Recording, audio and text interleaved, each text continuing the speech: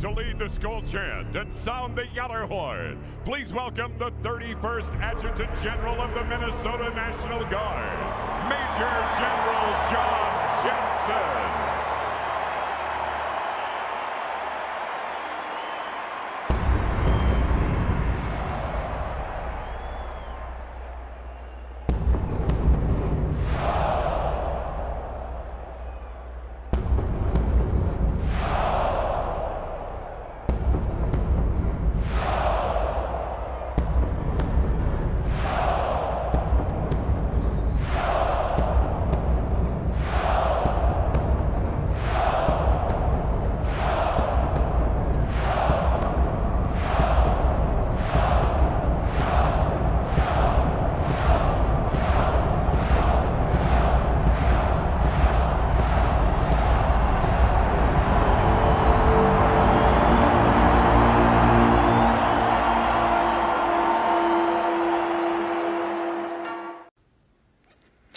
Well, hello, this is John Randall, Minnesota Vikings legend, and it is my pleasure to say, Minnesota Vikings fans uncensored, are you ready?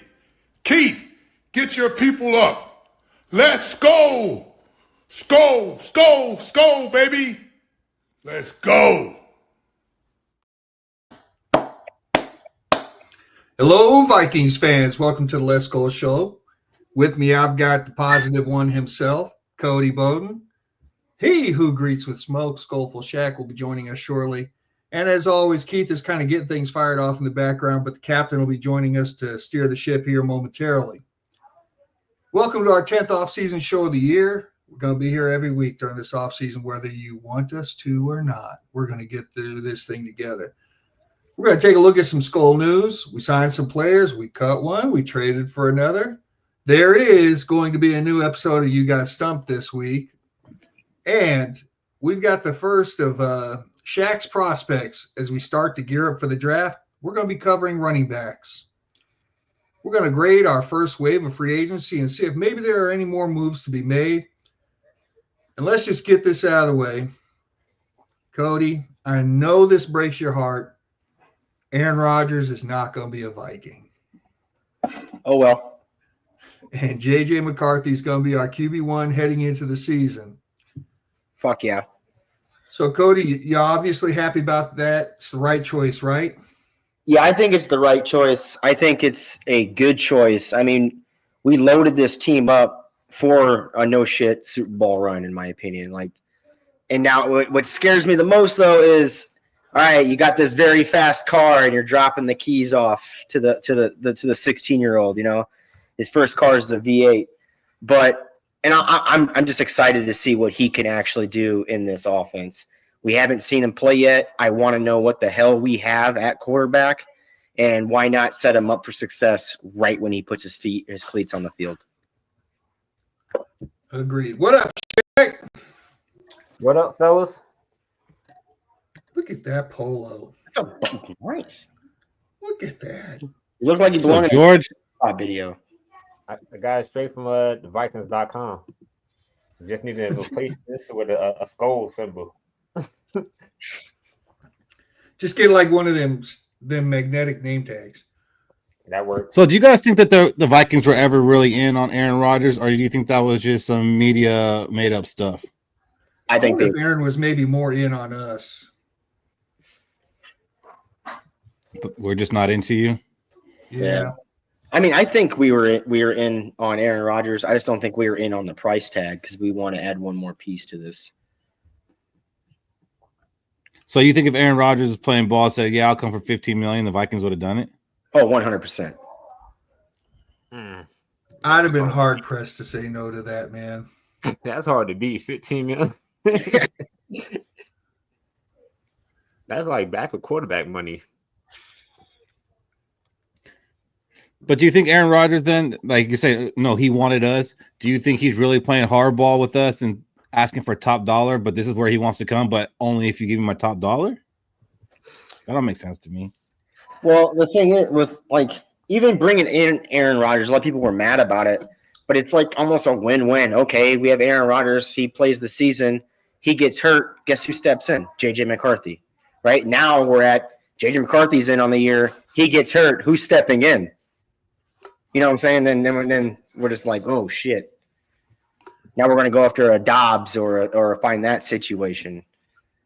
Look, I think that there was a plan put in place last year, and I think they're sticking to the plan, and that's all there is to it. Yeah. I think that the Aaron Rodgers smoke was by people like me and whatnot saying, you know, I've seen this movie before and all that stuff. And it just mirrored Favre so much. But I think that there was a plan, and it involved JJ McCarthy being our starting quarterback this year. And they weren't going to. The only thing that could have made them waver from it is if JJ would not have recovered from his injury. Yeah. And I'm guessing that he has. So, Cody, you seem happy that it didn't go down that way, and we're going to stick with JJ McCarthy. It looks like going to quarterback one. Are you at all worried about with the free agency we had, where it's, you know, we got a lot of great players, but it's kind of like we got a lot of great players for 1 year. Are you kind of worried about going into it with a quarterback that doesn't have any experience, even though we're high on him? So, like I said, the only thing I'm really worried about is what's he going to do with the keys to the car, right? Like we have this team is loaded; it's ready to go right now, and there's going to be a lot of worrisome coming, giving the team over to him, basically a rookie quarterback, right? But I think the Vikings saw what Jaden Daniels did as a rookie, right, with a team with less talent on it. Right, and I think we're content and we're happy by putting JJ McCarthy in a seat with a team that has 10 times the talent the Commanders did last year. What about you, Shaq? How you feel about, you know, going into this? It's a win now type season with the kind of free agency we had, but having a quarterback that has zero experience in a regular season NFL game. So I started with, before we even drafted JJ McCarthy, I think I had as my little thing title. It said, "In KOC, I trust." So I'm trusting the decision that KOC is making from that time that we didn't have a quarterback, and we still decide on if we still wanted Kirk or we find our new quarterback. I'm trusting the decision on KOC that if he feels like JJ McCarthy is ready and he could actually forget the regular games, if we make the playoffs, that he could actually contribute as a meaningful quarterback to win a playoff game, then by all means, because at the end of the day, it's not really guaranteed that any team makes the playoffs, but, you know, you do want a quarterback who has some type of experience or, you know, just some type of games in the league to compete with other quarterbacks because they know everything that could come when they play against a veteran defense. So I'm okay with the decision. I'm pretty sure it's just a talker, you know, KOC, Kwesi, and them talking about what can Aaron Rodgers bring to the table, and do we really need Aaron Rodgers to do what we came here to do, and which is get a Super Bowl. Now, Shaq, would you be mad? Let's say McCarthy only wins one playoff game, even though we signed all these players that got him for a year. We got him to make a run. We gave the keys to McCarthy. He only wins us one playoff game. We lose all the rest of the players that we just loaded up on. I wouldn't be mad. It just depends on how he played the season. Because I gave chances to Christian Ponder, I gave chances to Teddy Bridgewater, and their first year fully starting and then playing in the playoff game. But, you know, it all depends on how he plays. If he plays good and, you know, we don't lose because of him, but, you know, it's just a team effort. The Vikings do the Viking shit. Nobody's balling out, and we just implode on ourselves. Now I can't blame him for that. So one playoff win, I mean, that's pretty solid for JJ's first year. I won a Super Bowl from him no matter what, but, you know, first year playoff win, just to tie Kirk Cousins, I'm with it. But do you think we'll have a team like we have this year in future years already set up, ready to go? Aren't most of our players actually like signed for a contract? I think we was talking about this. So if they actually live up to their expectations, then they'll get that fully what they signed for. But even if they kind of suck or they don't live up to our expectations, we have an out in next year. So it's kind of like, I feel like I kind of trust this team. And we always going to have a way to, you know, get cap space and then maneuver with draft picks to still build around JJ McCarthy. So what about you? I'm Fish? You actually heard? excited about this shit. Okay. I'm not going to be tempered about it at all. I got my quarterback. We got our quarterback, our young quarterback. I was ready for him to start during the season last year if he was healthy. He's had more time to do virtual training and all that stuff. And I still, in my mind, put what we're doing on track with what the Seattle Seahawks did 12 years ago. I like the one playoff win question, Cody, because guess what? Russell Wilson's rookie year, they won one playoff game. And the next year, they won the damn Super Bowl. Can we see that with the players that we got loaded up for 1 year, though? The Seahawks drafted their team. All they did was There's many a slip between the cup and the lip. Yes, we can figure it out because we can resign who we think we need. We can still get a little bit better. But yes, if our guy brings us to one playoff win, and that's as much as we get, and we're competitive, then yes, we can build this stuff because we are looking like we're going to have a full boat of draft picks for next year with multiple third round picks and maybe even multiple fourth round picks. It's looking like that. Don't know exactly what's going to happen with the draft this year. I think a lot of us think that we might trade back. So I don't know. We locked it up in free agency. We locked up our starting rotation in free agency.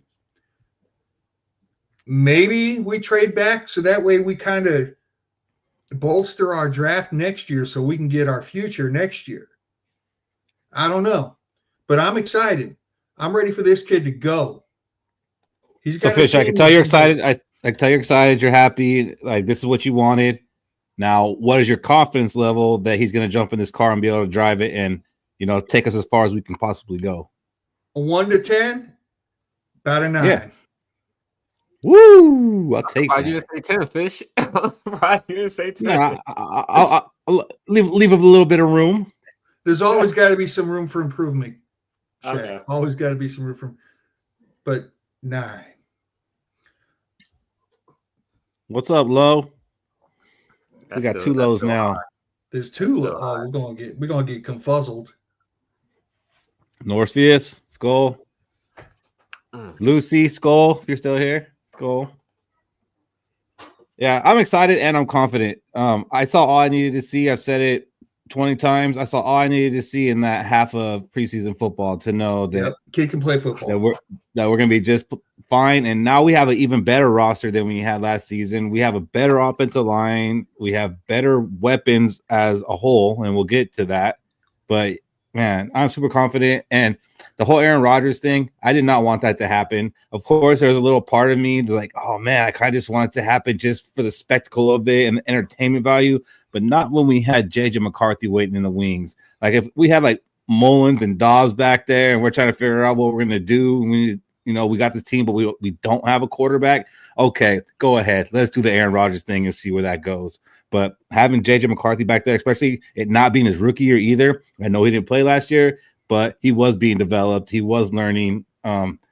He said everything right through this whole process. Like, yeah, I'm just excited to see him and have all the confidence in the world in him. And I don't think that's just being a homer or overly optimistic. Like, I really believe in this kid. So, yeah, this was the right move. Yeah, he gives off that you let him date your daughter type personality. It's like ain't no way this guy is this perfect. It has to be something that's off about JJ McCarthy. But this guy, he just like it's hard to hate him. No reason to unless he starts losing. Then it won't matter. Like, actually, you can't date my daughter. I don't care. I don't care how many pizzas you gave out. He's a good dude. He's a good dude. He is a good dude. So the Aaron Rodgers thing didn't happen. Not going to happen unless it ends up being later in the season. Maybe Aaron Rodgers doesn't sign anywhere and something goes wrong and he has to come in later. But for now, Aaron Rodgers will not be a Viking, and I am A-okay with that. But some moves that did happen. We let go of Garrett Bradbury. Now, Cody laughs. That's not a move I saw happening coming into this offseason.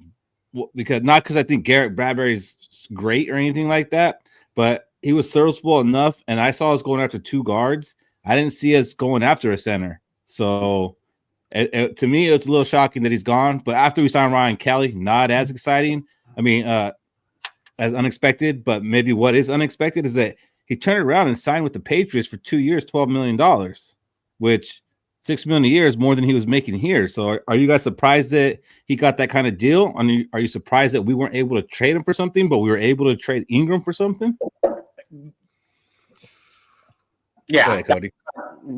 If we were going to trade, and I thought Bradbury command more than Ingram would, but Bradbury didn't command a thing. So it's like, dude, he must have really sucked if we were correct. Bradbury was not good at football. Then he goes over the Patriots. The Patriots, it looked like a desperation move because we're the ones who took the best center off the market in Ryan Kelly. So the Patriots like, oh, shit, there's no more centers out there. Well, there's one, Bradbury. Let's sign him. Hey, how much you want to be our center? So I find it funny that I thought Ingram was worse than Bradbury was, but we got a draft pick out of Ingram. We didn't get nothing out of Bradbury. Besides, we saved some money. Yeah, I think I find that kind of odd. Somebody said Garrett Bradbury is going to get cut. I know a lot of people were saying that, but I was with you, Keith. I ain't believe Garrett Bradbury was actually going to get cut because it's like we're not really saving a ton of money with him by cutting him. And I didn't really see that many centers in the open market. Yeah, that's the thing. I didn't think we were going to bring one in. I mean, it was really Dahlman and Ryan Kelly, and we talked about them before free agency. But as we talked about, I'm like, yeah, I don't see this actually being an option for us. So I was kind of surprised. What about you, Fish? I'm going to stand behind what I said. Of the 3 interior positions, all of them being ass, he was the least ass of the 3, which is why I was so surprised when we signed Ryan Kelly. I was actually shocked that we didn't get a left guard, that we signed a center, because what does Cody like to say about Blake Brandel? Yeah, he looked good with Darrisaw, but once Darrisaw was gone, he got exposed. I mean, he was serviceable. For the most part, we were content with him on that contract. For our build-up to this, we were talking about getting 2 people on either side of him that were really good, and then our offensive line was going to be great. All of those things say, I mean, he ain't great, but he ain't the problem. So I don't know what to think about this. I still don't know what to think about what we're going to do at the left guard position. We're going to bring Reisner back? I know. If we're going to do that, let's not even talk about the running backs, because Ryan Kelly's run blocking grade ain't that great either. Reisner sucks, so we're not going to be able to run up the middle. Screw that. Let's just move on. Cancel the show. We're out of here. See, we got to find a left guard that can run block, because we need it. I think what the Vikings are doing with the left guard position, we have 2 left guards that we drafted last year. One is coming from a center to left guard. He can play both. Like, if we don't allow them to at least, hey, here's a competition for left guards, 3 of you going after it, then those draft picks were just a waste of draft picks. Why are we even drafting a left guard? Can you say that last part again, Cody? What? Wasting draft picks? The waste of draft picks. Draft picks, right? Yeah, we've been doing that for years. It's like, we draft the offensive line a lot of years, but it's like, what honestly, are they doing? On offensive line, we pick up free agents. I showed you the list. Well, not high. I'm talking about like 4th round and later. We draft the offensive lineman and then expect them to be starter material. Yeah, we tried 1st and 2nd rounders, and they weren't. It looks like they at least learned a little bit, because they didn't do that this year. And the left guard position, there's still some stuff out there, and we'll get to that a little bit later. But there are options. But Fish, like you just said earlier, I am a little bit worried that Mr. Reisner may be coming back. But we will get to that. So besides Bradbury being released, we actually signed some players, and we traded for one. 2 players that we brought in for special teams, basically Tim Jones and Tavier Thomas. I don't know much about these guys, but apparently Tavier Thomas, he's a special teams ace. He'll probably come in and replace Sherfield because he signed somewhere else. He does kickoff, kick return, punt return, plays all phases of the special teams. I was checking out his PFF because I don't know much about him, and he ranks 7th out of 700 special teams players. So it's always good to have some good players on the special teams. We should also be getting Najee Thompson back, so maybe 2 gunners out there. So, I mean, we're really shoring up every phase of the game. Our offense, our defense, our special teams are improving. Again, don't know much about these guys, but it seems like, Kwesi and them are paying attention to every aspect of this roster. That Tavier Thomas is actually one of the free agent signings that I'm excited about. And I'm not excited about a lot of them. But when I realized, wait a minute, we still have Najee Thompson. He is coming back. He's not a free agent. He's a Minnesota Viking.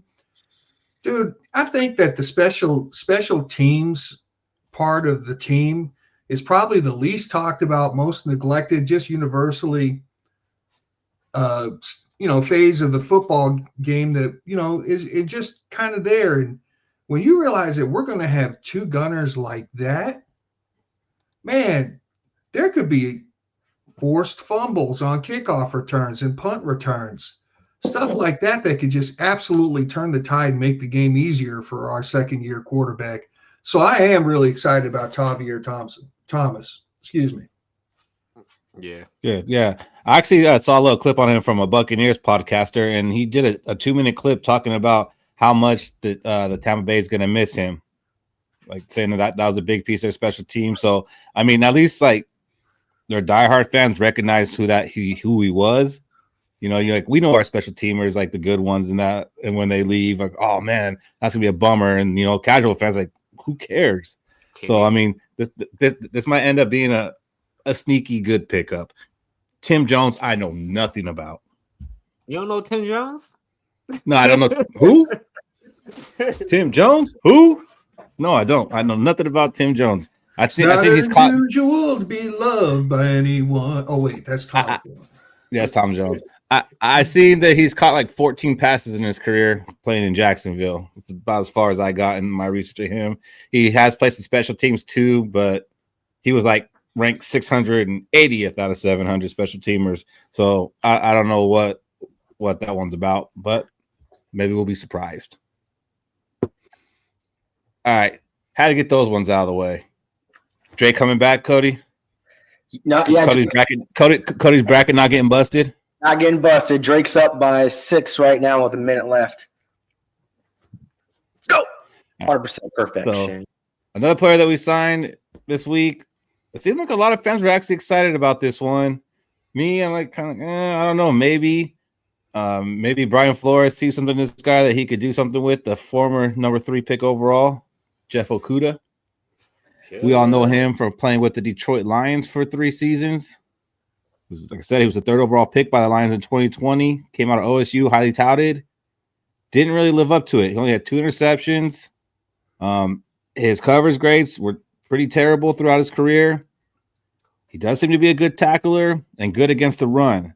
So I'm kind of wondering, is there something here where maybe they're not going to play him as like a coverage cornerback, or they can use him like in a Metellus type role, kind of moving him around? I don't know. Shaq, what do you know about Okudah? So I know he was supposed to be an elite cornerback coming out of Ohio State. Like, he had those traits you look for in a cornerback. But fish.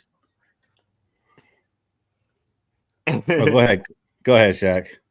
But he had tore his Achilles, and then I was watching other podcasters talk about when he played, they said he just doesn't look like he lost a major step in his movement, and he can't literally keep up with receivers no more. And since he suffered that early in his career, I believe it probably played the mental side of it. Him thinking what if I'm not good enough to be in the NFL? But I don't know. He had the potential coming out. This year's N'Keal Harry, Rinaldi says. Yeah, I want N'Keal Harry to work out. Yeah. I didn't like Okudah coming out of the draft at all. And I laughed when my brother's Lions team picked him up. I was like, You guys went Jeff Okuda, 3rd overall pick in that draft, and you missed out on like 3 or 4 other players that had became all pros now. So this ain't doing it for me. Good camp battle for the cornerback 3. That's about it. I did what now?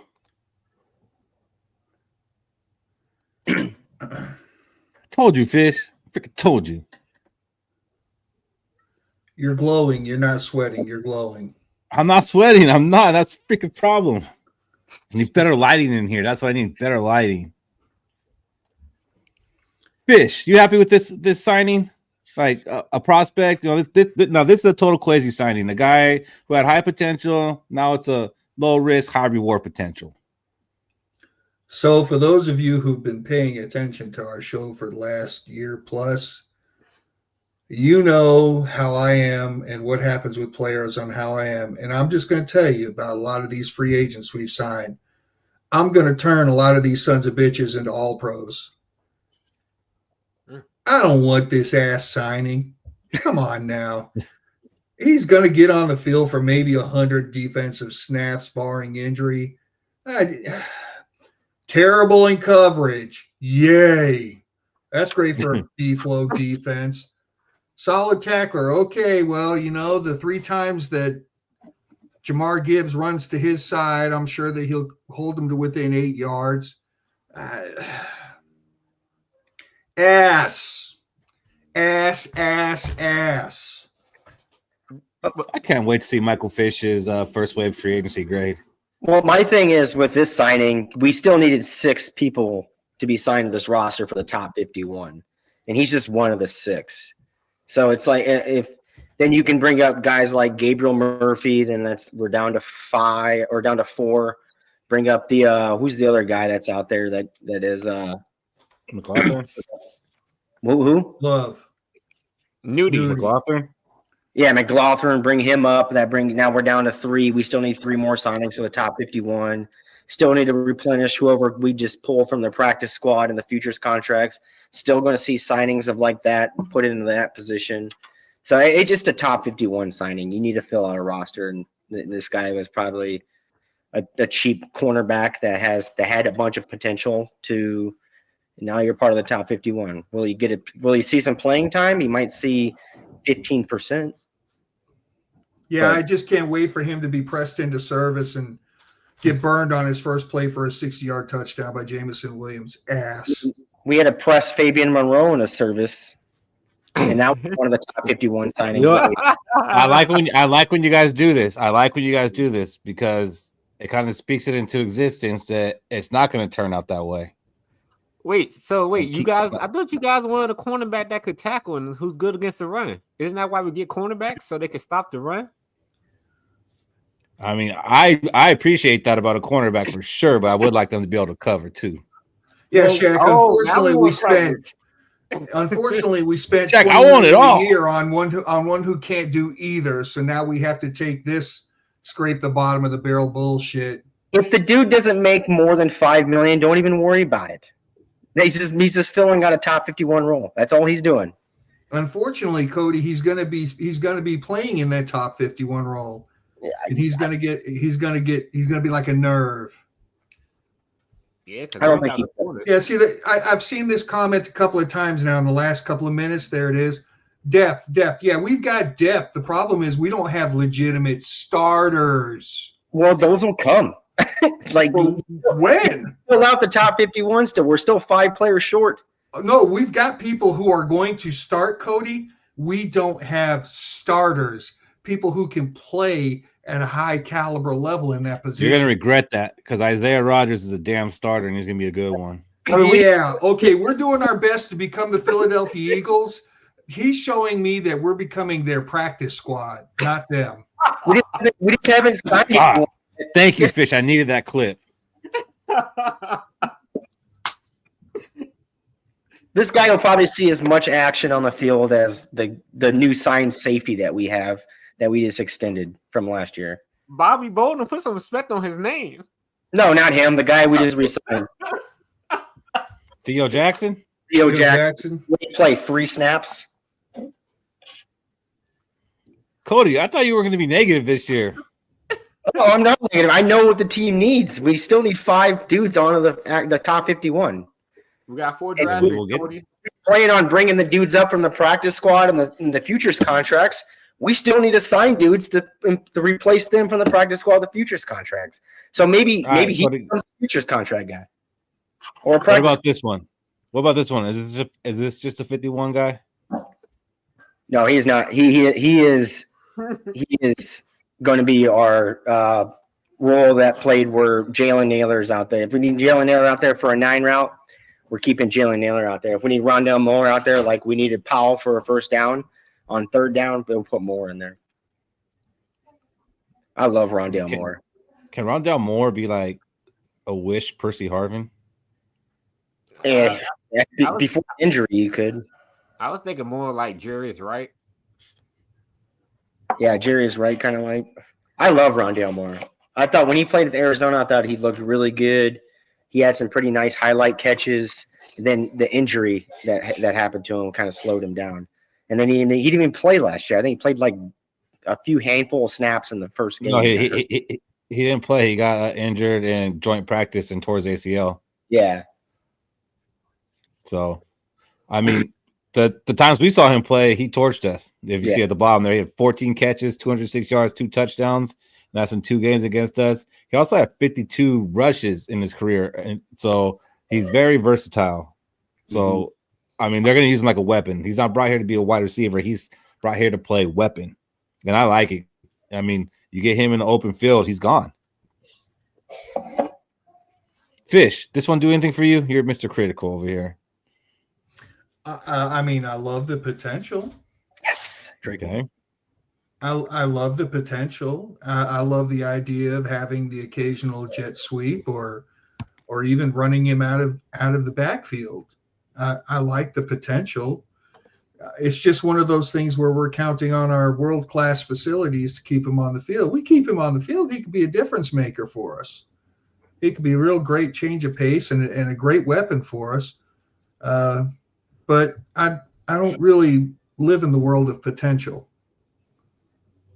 So I think he's shown a little more than potential. I think he's shown more than potential.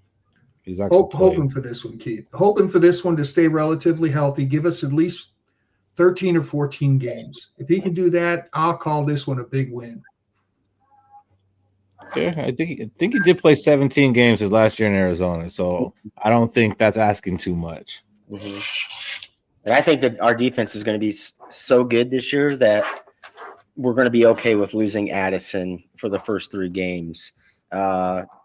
I think like we saw last year when Sam Darnold was trying to get used to the offense, we heavily relied on the defense for those first few games until Darnold came around. And I think our defense is way better than it was last year. Unless our first 3 games are against, unless our first 3 games are, of course, against Detroit, Philly, and Baltimore, then yeah, all hands on deck, buddy.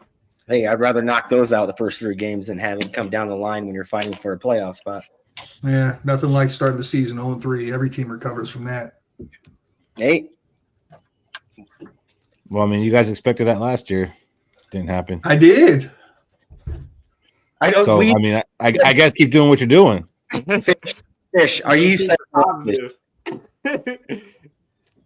What, Cody? Are you 7 wins this year like you were last year? I might be less, dude. I don't get how you can be. We look way better on paper than what we did this year. Yeah, but our schedule looks a lot tougher than it was last year. I mean, you want to talk about murderer's row? Our entire home schedule is murderer's row. We're going to be less than 500 at home. Maybe we should do this. Maybe we should do the schedule next week. But I don't think you remember us talking about the schedule last year at this time. Like, man, look at those first 6 games. That's the gauntlet, man. We'll be lucky to get through that thing 2 and 4. Mm-hmm. I'm pretty sure you can find a clip of Cody saying it. He's like, if we don't win, I expect us to be 1 and 4. He was like, if we don't win at least 2 of those first 4 games, I don't know the next time we're going to win a game. Look at that gauntlet. You're right. I had us at 1 and 4 too. This is different, guys. Our home schedule is a sub 500 home record schedule. Well, that's good to have when you. I mean, not the first 5 games isn't all going to be at home.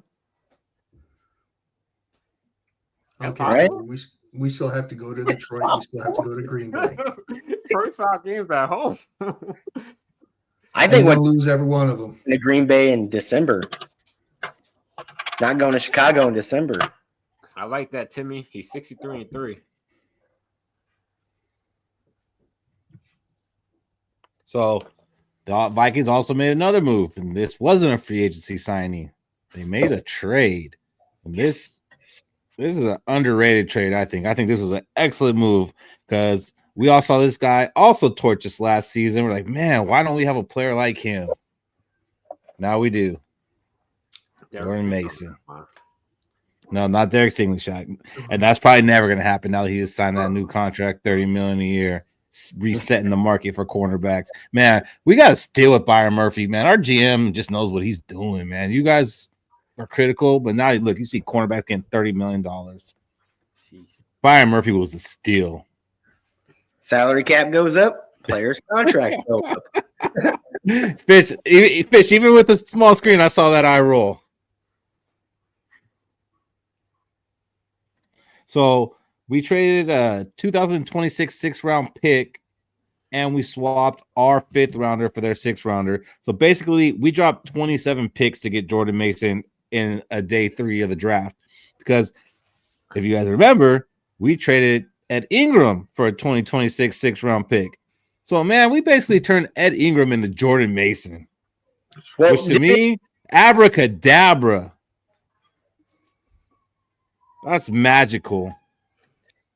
And for that 6th-round pick we traded for him, wasn't that for like a different player also? Like we traded. Well, we traded our 6th rounder for Cam Akers, I believe. Yeah. But then we got a 6th rounder back for Ed Ingram.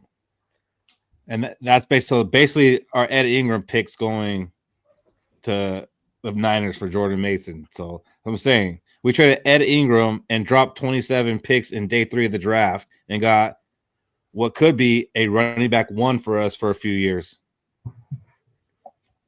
I love this. I love this pick. It reminds me of the Chester Taylor days. Like we had a running back that had over 1,000 yards come to our team for us. And that same year, we went out and drafted Adrian Peterson. Like he had 1,400 yards rushing, and we drafted Adrian Peterson.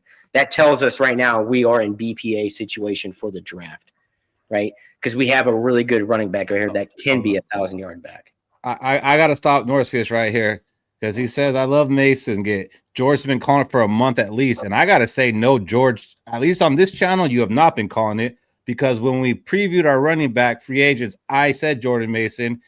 And George came out and said the Niners are not going to let him go anywhere, and shut that conversation down. I was like, oh, our Bay Area friend George says Jordan Mason is not going to happen. That sucks. I would really like to have him. So sorry, on this channel, he has not been saying it. Northfield, love you, George. I love Jordan Mason. If like he goes Jordan Mason for this offseason, then Rondale Moore for me. Like. I love these positional players, these skill player positions. And yeah, I mean, the dude, he reminds me of like what was I saying earlier? A rookie running back. He still has lots to learn, but you can see the foundation is set right there. One hole, one cut, he hits it, and he hits it hard. George, God damn, look at that hole. But you said it's not going to happen. And yeah, Shaq, we ain't going to be seeing stuff like that on his highlight film from this upcoming year. You guys say, oh, the Niners had a good offensive line. 3 of their starters were on IR. Yeah, but guess what? Their backups could probably start for us. Yeah, we saw how the team went down. Yeah, the first half of the season, he faced more 8-man fronts than any running back in the league, and he was also leading the league in rushing yards during that time. Yep. So this guy can make his own yards too, but that's not going to be a concern this year. Like, look at that hole. Like, are you guys forgetting that we fixed our offensive line? Like, are you forgetting that? Fish, I know you have your doubts on the center, but I got a real reason to hate Ryan Kelly now. I mean, Why? I was like, There was no hole there. He it just was jumped over January. our guy. Yeah. But good job, Pace. We're talking about this offensive line. I got a real reason to hate him now. And I sent you all that video, and I'm surprised you didn't pick up on it. Because there's Ryan Kelly sitting there with Will Fries doing an interview, and Ryan Kelly is not wearing socks. Oh man. Oh! Fish likes his linemen wearing socks. We went through this with Dalton Reisner. If you are not a skill position player, you put some damn socks on your feet. But how can you watch these clips of Jordan Mason and not be excited about it? And we still do have Aaron Jones. Like, this is one of the best backfields we've had in a long time. We'll be able to keep Aaron Jones fresh. So when Aaron Jones, he does his thing in the first quarter and starts dying down, here comes Jordan Mason. Mm-hmm. Okay, let me throw in on this one. My initial reaction when we traded for Jordan Mason was, my God, not another second string player. God. All right. And also because I was pretty warm on the idea of us getting to Mario Hampton. This guy replaces him. Relatively same type of running back. And then I saw his age. He's only 25. He's still in his prime. And then I watched a little bit of the footage on him like we're doing now. And I said, okay, I can like this guy. This guy, I don't know what he's going to do running between the tackles for us, but I can like this guy. This was a good trade, and I'm down for it. Well, your last stiff arm on Witherspoon. Let me ask, what do you think about it, Rinaldi? Rinaldi! What up, man? Who the hell is this guy? What are you doing? The Leonard route on the facial hair? I don't even want to tell you about the facial hair, man. You ever like go into like trim shit up and you put the blade down too far? I ended up with like a Hitler mustache, man. I had to shave the whole fucking thing off. And then you had to commit. You had to commit to the whole thing. Yeah, I was like done. So now look at me. I'm looking like I'm fucking horrible. It's like terrible, but whatever. Guys, look, the last two people I saw up on the screen were the prototypical guy that we want. Whether it was they make it or don't make it, if you could put a prototype on the field that we thought we needed, this running back, and even that freaking N'Keal Harry dude, right? Like that cornerback, a 6'1", 220-pound cornerback, and a 5'11", 223-pound running back is exactly what the doctor ordered. Are they gonna work out? Who the hell knows? But you know what? When you have a rookie scale quarterback and you can put these guys on a team and fill your roster up. I mean, I remember talking about our roster not getting filled up. We needed 30. They needed to sign 33 guys. No, that's over with. We don't need to sign 33 guys. We need to sign 5 guys. We need to sign 7 guys. Are there still some moves? We have $30 million in cap. No, man, we are we should be stoked. I'm watching. You guys got to be stoked. We got to be stoked. This is great. What do you mean, man? I'm excited. Jordan Mason's a great pickup. Good trade. I love Rinaldi's his flow. That's a New Yorker. That's it, baby. You better have that damn beard back by the time you join us again, Rinaldi. This is one of the stats that I liked. One of the stats that I liked was the rush yards expected per carry, which you can go ahead and talk about the holes all you want. This takes that into consideration. It takes into consideration the blocking, the flow of the play, and everything else that comes with it. He was third in rush yards expected per carry of going over that expectation. So he did more than what he was expected to do. And the only running backs ahead of him, Saquon Barkley and Derrick Henry. I'd rather have none. And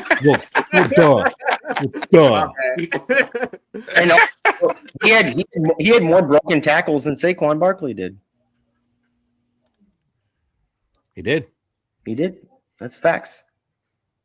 When he first came out, when he was first in the lineup, I heard he was terrible at run block, at picking up the blitz, and I think he had a much better year last year. So that's I want to see that happen. He also does like this jump cut move that it's like a one move and go kind of guy. He's actually what I think I wanted to see out of Alexander Madison, but he ain't. Exactly. I think he's better than Alexander Exactly. Madison. What this gives us is what we were hoping to get last year when we got Aaron Jones, and we all expected Ty Chandler to be this good running back, and we thought, man, we got a killer backfield, and maybe we're gonna have this false hope again. But I'm going into it with that same belief that, man, we got a killer backfield. Yeah. For what we paid for him, how do you go wrong? I mean, it's a win that way. Oh, definitely. Yeah. Do you guys think this stops us from drafting a running back in the draft? Yeah, I think it stops us till like the last 5th round pick that we have is probably that'd be like the highest we'd go to get a running back this year.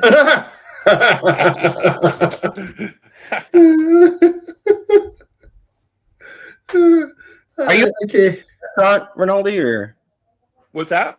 are you at like a Mexican restaurant or something? A Mexican rush? What? Yeah. He's What? talking about your Waldo. Oh, that thing in the wall behind me? I made that myself, man. That's art. Look at that shit. You know what it is? It is art. It's from the Brady Bunch. A lot of people think it's like the Partridge Family. It's the Brady Bunch that was on the wall on the stairs going up to the Brady Bunch. My Because God, it's- Now I gotta go watch the Brady Bunch again. Yeah. My God, Stairs down you're there. old, David. There it But- is. Yeah, Are I you made wearing that a Dodger myself. hat? Are you wearing the Dodger championship hat? Bro, I couldn't find my Viking hat. That's why I was late. It's hot. I got on. I wouldn't You know, expect anything less. He's trying to find a Hey, I'll take this comp. I'll take this comp, Marion Barber. Oh, yeah. We get that kind of thumper on this team. I'd love it. What about Doug Martin? The muscle hamster? Take that too. Yeah, I agree with you, Anthony. No need on running back in the draft this year. You know what I didn't see on his I on think we should his draft one. Yeah, I do too. You know what I didn't see? I didn't see him pick up short yardage. Did you see him at the goal line at all in any of those clips? I mean, he may have. I just don't know. We don't do that on this team, Rinaldi. I don't know if Yeah. you've been watching for the last few years. I don't know what to talk about goal line. I mean, he's fancied as a power back for all the moves he has and the breakaway and the quickness and the jump cuts. He's actually fancied as a power back. So I gotta believe there's something to Doesn't that. fit our scheme. He's a one cutback. Every one cutback fits our scheme. Yeah. We had the same And he scheme. throw a jump pass. We had the same scheme as the Niners, that outside zone. Like that's All I'm what- saying is last year our running backs were Aaron Jones, Ty Chandler, and Cam Akers. So right now it's Aaron Jones, Jordan Mason, and whoever we take in the draft, because we're still drafting a running back. I think so. UDFA. What's that guy? McBride. You don't got McBride anymore? McBride, no, he's playing in the UFL, I believe. Which, I mean, there's a chance he could come back, I believe. But no. I do it was a plug and play What's position. up, Tanya? It's gonna be your boy. What's that? Tuna, whatever his name is. Undrafted free agent. That's King who Tut, he's gonna be, a priority undrafted free agent, King Tut. On the list. Beige Agul. Remember that name. What about you, Shaq? You think we still draft a running back? I I hope you think so. I hope so. I hope so. I hope so. Because, like, we got to be realistic. How old is Aaron Jones? 29, 28? No, he's Boy. like 30. 30, 31. Oh, yeah, in his 30s. Yeah. So, and we seen one full season. We try to get him the workhorse type role, and he couldn't handle it. His body could not handle that.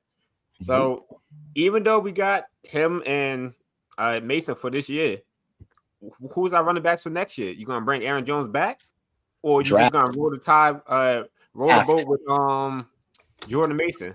Draft next year.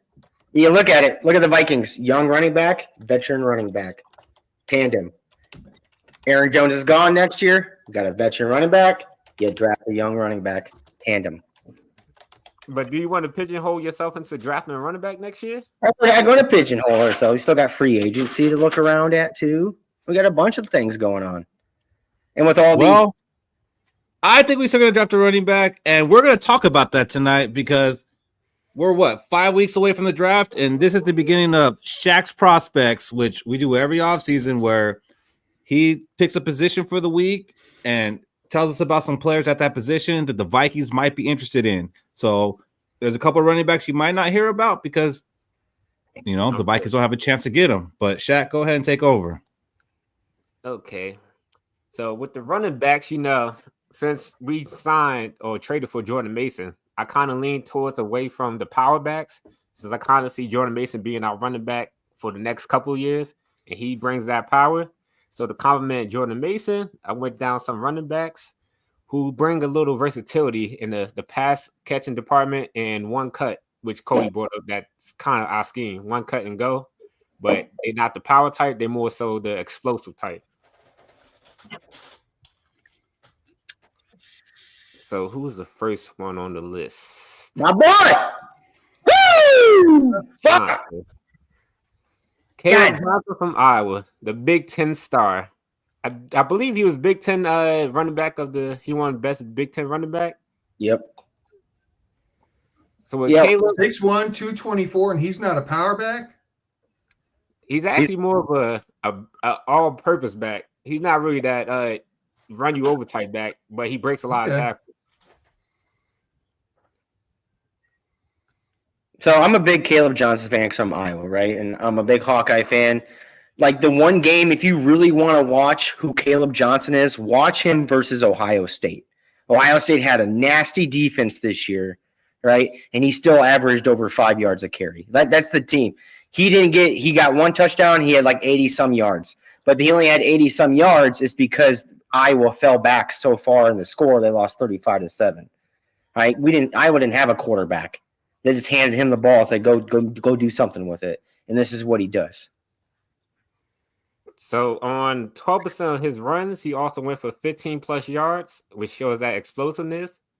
He has great patience, vision, and speed, which we're going to need if we're going to have this zone scheme. And, hopefully our offensive line blocks better. And if we get better blocking, then a perfect 1-2 punch of Caleb, Jones, and Mason, that would be a great trifecta in the run game. Shit, we might even be able to cut Aaron Jones and just have Caleb Johnson and Mason if I had it my way. Hey, Iowa don't get many players in the draft, but when they do, they're really good. Look at Cooper DeJean. Look at that Robert Gallery. Look at Brandon Scherf. Look at Tristan Wirfs. Like when we get players in the draft, they're good. He also he's a big play waiting to happen. He had just this last season alone, he had 21 plays over 20 yards. Mm-hmm. He also averaged 4.42 yards per attempt after contact. Yeah, which is important for us because our running backs last year. I don't know about this year. Last year we always kind of complained because Aaron Jones was getting hit in the backfield. So he gets hit in the backfield. At least we know he'll gain 4 yards, and all you need is four 4-yard runs to get a first down. Jason, you did not see him bounce off that defender, then stiff arm him and knock him down and go in for the touchdown? Yeah, the guy was playing for San Diego, New Orleans State or whatever. So if you want to go watch his highlights, you could go back and watch Minnesota, Washington, and Wisconsin. Those are games where he showed his completeness. I'd watch him against Ohio State where they have the top defense in the nation. You can even watch So there's some goal line for you? Like, he's the best running back to come out of Iowa since Sean Green. And Sean Green played very well for the Jets before his injury. So, like, and that's who he reminds me of, is Sean Green. Big back, versatile, one cut, hits the hole. He's got speed on him. So, Shaq, we got him projected first to second round. Is that correct? Yeah, as we get closer to the draft, it's kind of looking like at least 2 or 3 running backs go in the first 2 rounds. And like, if I'm a team that needs a running back, I would definitely take him at the end of the first round, because as you can see, all you need is a kind of a good run game, like a run offensive line, and he got good patience, and he could like hit the hole, and like once he see there's an opening, he's going. He has the speed to take off. So I could see him being a late first. early second, or if teams don't feel like drafting a running back, he might slide all the way to the end of the second round. But he's not going out. He's not getting out of the second round. I'll put a bold take out there. I think Caleb Johnson has the better yards his rookie year than Ashton Jainty. You said it. All right, Shaq. So probably not going to be in our wheelhouse unless we do end up trading out of the first round and we get an early second rounder. Then maybe. Who you got next? Next, we have. Yeah, I should look at the order, but you can go to the next slide. Travion Henderson. So this is the guy. Since we might not get Caleb Johnson, this is the guy I kind of rooting for because he's another one cut go back, and what he also brings is blocking. He is a college football running back that knows how to block like an NFL running back. What coaches tell their running back how to block, like pass protect, he brings that to the game. He also has big play ability, which is another thing I want in a running back if we're going to have Jordan Mason be one or power back. Travion Henderson would be a perfect complement. I know a lot of comparisons was guys was comparing him to Jamal Charles. There was also comparing him to like Darren Sproles type.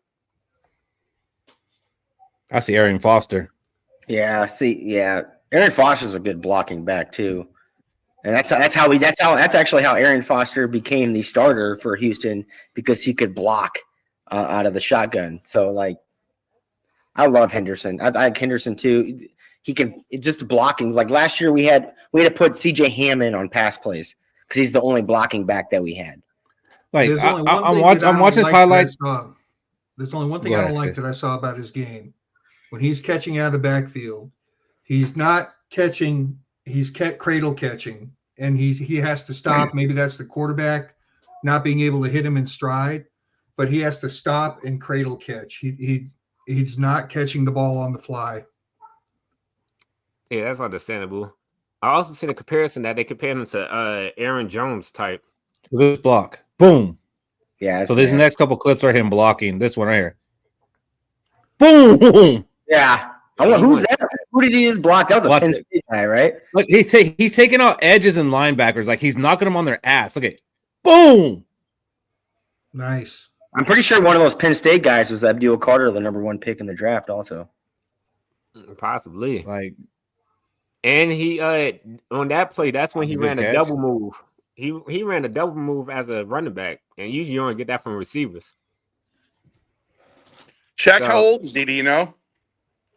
Oh, how old is Travion? I think it was on the graphic, right, Keith? 21. No, yeah, 22. Yeah, he's not that old. Yeah. Yeah, he's not that old. He's relatively he didn't stay all his years of college. I like him. I think he'd be a great compliment with Mason for future. And I honestly don't see why he's not being talked about as a first rounder. I really don't. People in the comments are saying 40 time. Don't worry about 40 time. Bucky Irving had a slow 40 time. Kyron Williams had a slow 40 time. Right. They were 4.5s. Who gives a fuck about a 40 time? If you can play ball, you can play ball. That's who you're gonna fucking select. And then, like, if you watch him run, he's running against good defenses. It's not like what's wrong with his 40 time? Yeah, 4.4 is great. People are saying Caleb Johnson's 4.57. He's the same 40 time as Bucky Irvin and Kyron. Cody's going back to the Iowa. You're still on Iowa. My bad. No, we're still. I'm on Travion too. 4.4. That's slow for a running back these days, though, right? They should be like in the 4. No, it's not slow for anybody. That's good enough for me. Pay him with Jordan Mason. We got a good 1-2 punch for the next 5 years. I'm pretty sure JJ McCarthy would love this. I don't know, man. He played for Ohio State, Shaq. You might be. Oh yeah, you're right. You're right. No, I thought that JJ McCarthy. He forgives and forgets. Yeah, that would, if he does, that would be the testament to his character. Yeah, I don't think he reached that level yet. He ain't reached that level of forgiveness to forgive Ohio State. Ooh, that's an interesting one. I don't know if I see that, but that's interesting. He's not that. I had to watch more film to see that part, but he more so reminds me of one cut him and Caleb Johnson in the same boat for me. One cut and hit the hole. They both got that patience and vision. All right. Next up, we got RJ Harvey. Tell us about him. RJ Harvey, he's a little on the shorter side, and he's a little older than most running backs entering the league. That's why he's falling down the drafts. But what he does bring is he can catch out the backfield, and he has speed. He has explosiveness, which would be perfect, once again, with Jordan Mason, who brings the power. All these running backs on this list brings a certain type of versatility that we might not get from Jordan Mason, who's probably going to be our RB1 if Aaron Jones leaves. And, I wouldn't expect him to start or get many carries this year, but once we lose Aaron Jones, he could be a solid backup to Jordan Mason. Yeah, see, my problem with RJ Harvey is he's the weapon, right? So if we decide those cuts though, they're just so crisp, and he doesn't lose speed. Well, he doesn't. Yeah, he doesn't get touched much either. Yeah, because of his juking. Yeah, he makes moves. He makes guys miss in tight quarters. Like they think they have him. Nope, no, you don't. I want to see what happens after, during contact. What happens? He don't let you contact him. That's the thing. Oh, he's going to get caught. He did average from the Wildcat. He did average 3.8 yards after contact per attempt, which is pretty good. Pretty damn good. And he can catch too. 32 carries. He's great receiving out of the backfield. That's my favorite part of his game. Mm-hmm. This will be the guy. Just real quick, guys. Boyd asked the question, Mario Hampton. Boyd, with the trade for Mason, we kind of feel like we're out of the market for Gianti and Hampton. So we were looking at guys that we might be more likely to go after. I'm getting to the corner. Yeah, we're looking at guys that we're still kind of we're safety and cornerback. That's who we're looking for in the draft, in my opinion. Yeah. Hampton was my RB1 after Genty, so I would have loved Hampton or Caleb Johnson. Just look how he bounces it out, man. Like you're not seeing like some of these other guys where it's just big old gaping holes. Like he is making his own space. Yeah, he's creating space. Who's he playing? BYU. Yeah, the last one was against Florida. Arizona wasn't a good team this year at all. And there was that one against Houston. Yeah, Houston, Arizona State wasn't bad, but their defense is ass. So, okay, who Caleb play? Every Big Ten team. He played. No, he didn't. He had 5 yards a carry. He's like, oh, all right. So games you can watch is Arizona and Colorado. Will kind of give you a sense of the type of running back he is. Like it's been talked about, like UCF, like he was their offense. Kind of like how Adrian Peterson was our offense. If Harvey wasn't going off, then UCF was not doing nothing. Which is projected? That's the thing. Fifth round. He might go fourth. I feel like he could go fourth to seventh round only because of his age. Yeah, what if he go? Yeah, I'm thinking maybe. What if he goes UDFA? I'll pick him up. No chance. 100%. No chance. But I don't think he might not go undrafted. What does he project to in the NFL, though? I mean, he's not going to carry an offense, right? Oh, no, he'd be an RB2. Yeah. He could be an RB2. He's not going to carry an offense. I don't know. I think he could.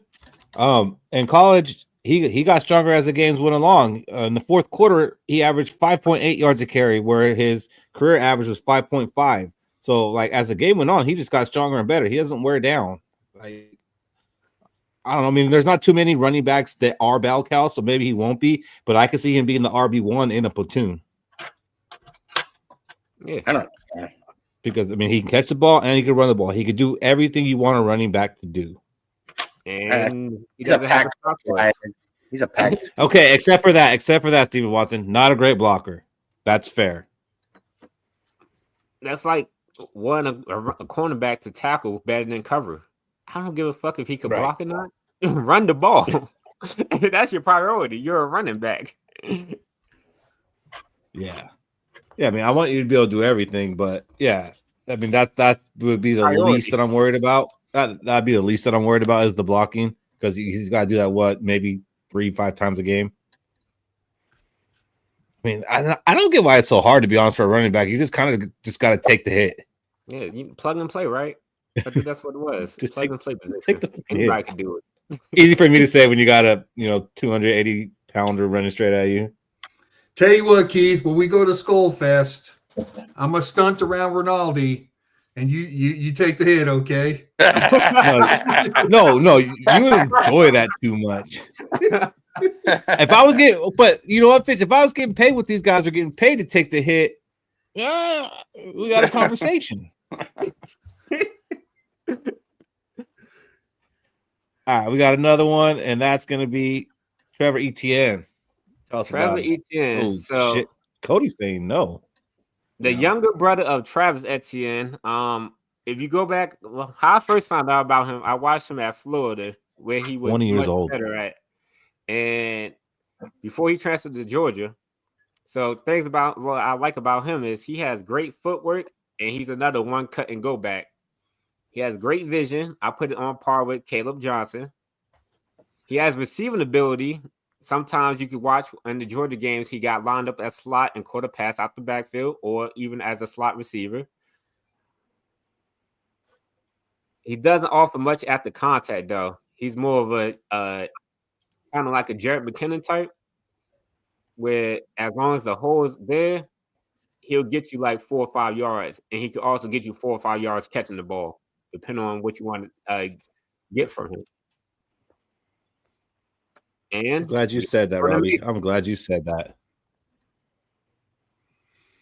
I mean, I liked Etienne when he was at Florida, and then the hype. There was a huge hype train on him when he went to Georgia. Like it was massive hype. We're talking Heisman. He could probably win Heisman. Then he goes to Georgia, and it kind of like fell apart. Like he's going to be going from 4th to the 6th round. That's his projected value, and he just and I watched his older brother with the Jaguars lose his starting position to Tank Bigsby, the dude out of Auburn. So like, I'm just not. So he's gonna suck too. Then I'm not a big fan. I'm just not a big fan of a guy. Yeah, they can catch the ball. That's good. I mean, you choose Travis Etienne for your fantasy for the PPR points, right? That's probably what you're gonna choose him for too. If you choose him in fantasy, I just don't think. I liked him better at Florida. I thought the hype was too much, and it just he. Fell off. He averaged 5.6 per carry, and Caleb averaged 5.5. Yeah, there's a reason why one's going somewhere and the other one's going in the 4th and 6th round, though. So I think his biggest. I don't know. Here's him blundering against a good team. His biggest gripe. Damn, 28-0. Did I see that right? Did I see that? Bama was beating Georgia 28-0. Oh man, Bama must have whooped that ass. Now. No, Bama must have whooped that ass. They came back. They came back. Bama whooped that ass, didn't they? Yeah. So if he was just bigger, I think he'll probably go higher. But it's more so he don't have the size of Caleb Johnson, so that's why he's not in the same conversation as him. You know, I said this in our group chat, fellas, after watching him just a little bit, and the comments are probably going to really get after me for saying this, but for some reason, watching this kid, I get that Emmitt Smith vibe. Yeah, he should have stayed in Florida. Skol for the real original low. And with all these running backs, they're not expected to be our starter. They're not expected to be our workhorse running back. They are expected to be Jordan Mason's backup. I hate how that comes out my mouth. That change of pace back, Shaq. Yeah, because RB2 and platoon. I mean, there's not a lot of workhorse backs in the NFL. Like I said, like you need 2 good running backs. One's going to get 15 carries and one's going to get 10 to 12. Like that's just what the NFL is right now. I do think his best quality is catching the ball, though. I mean, I just see him running. He also got elusive and vision. He just got the size of a running back. I would like to see him projected higher than the 4th and 6th round. So something happened from him to drop that far. Probably. We're not drafting running back high. Once we traded for Jordan Mason, all bets went off. Like That's why I chose all these. There's a lot of running backs in this draft class, but most of all the running backs I chose, they was late rounders. Now, this next guy, I think, he might go higher than this projection, especially if Al Davis was still alive. Beja Ghoul. Remember that name. Deja Ghoul. So you got Bejan Tutton from Virginia Tech, and he's basically kind of like how our offense was last year. Either we're hitting all the home runs or we striking out quick. So with him, he's either scoring from anywhere on the field or he's going to have a lot of those stops in the backfield, like -1, 1 yard, -2. So he's definitely going to have to be a change of pace back. But like I said before, we have Jordan Mason, and he'll be a great compliment to Jordan Mason because he brings that explosiveness.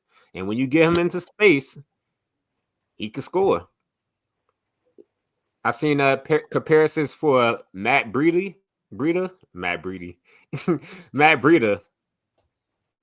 and the Dolphins running back. Raheem Mostert. Yeah, Mostert. No. Well, The other one. Achan. Breida played for Dolphins also in the Niners. Yeah.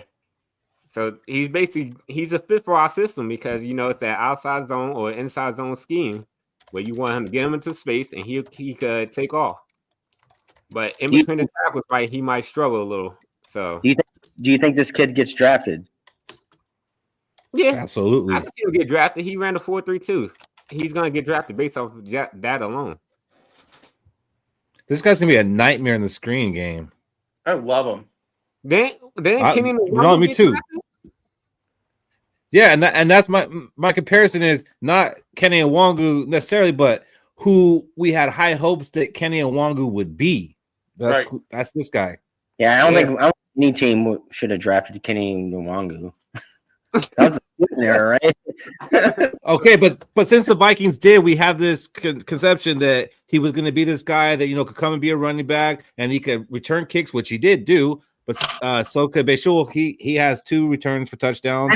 Why we even drafted Kenny Nwangu? He didn't even start. He had David Montgomery and who's that other guy in front of him? He barely played for Iowa State, so I don't get why he was even drafted.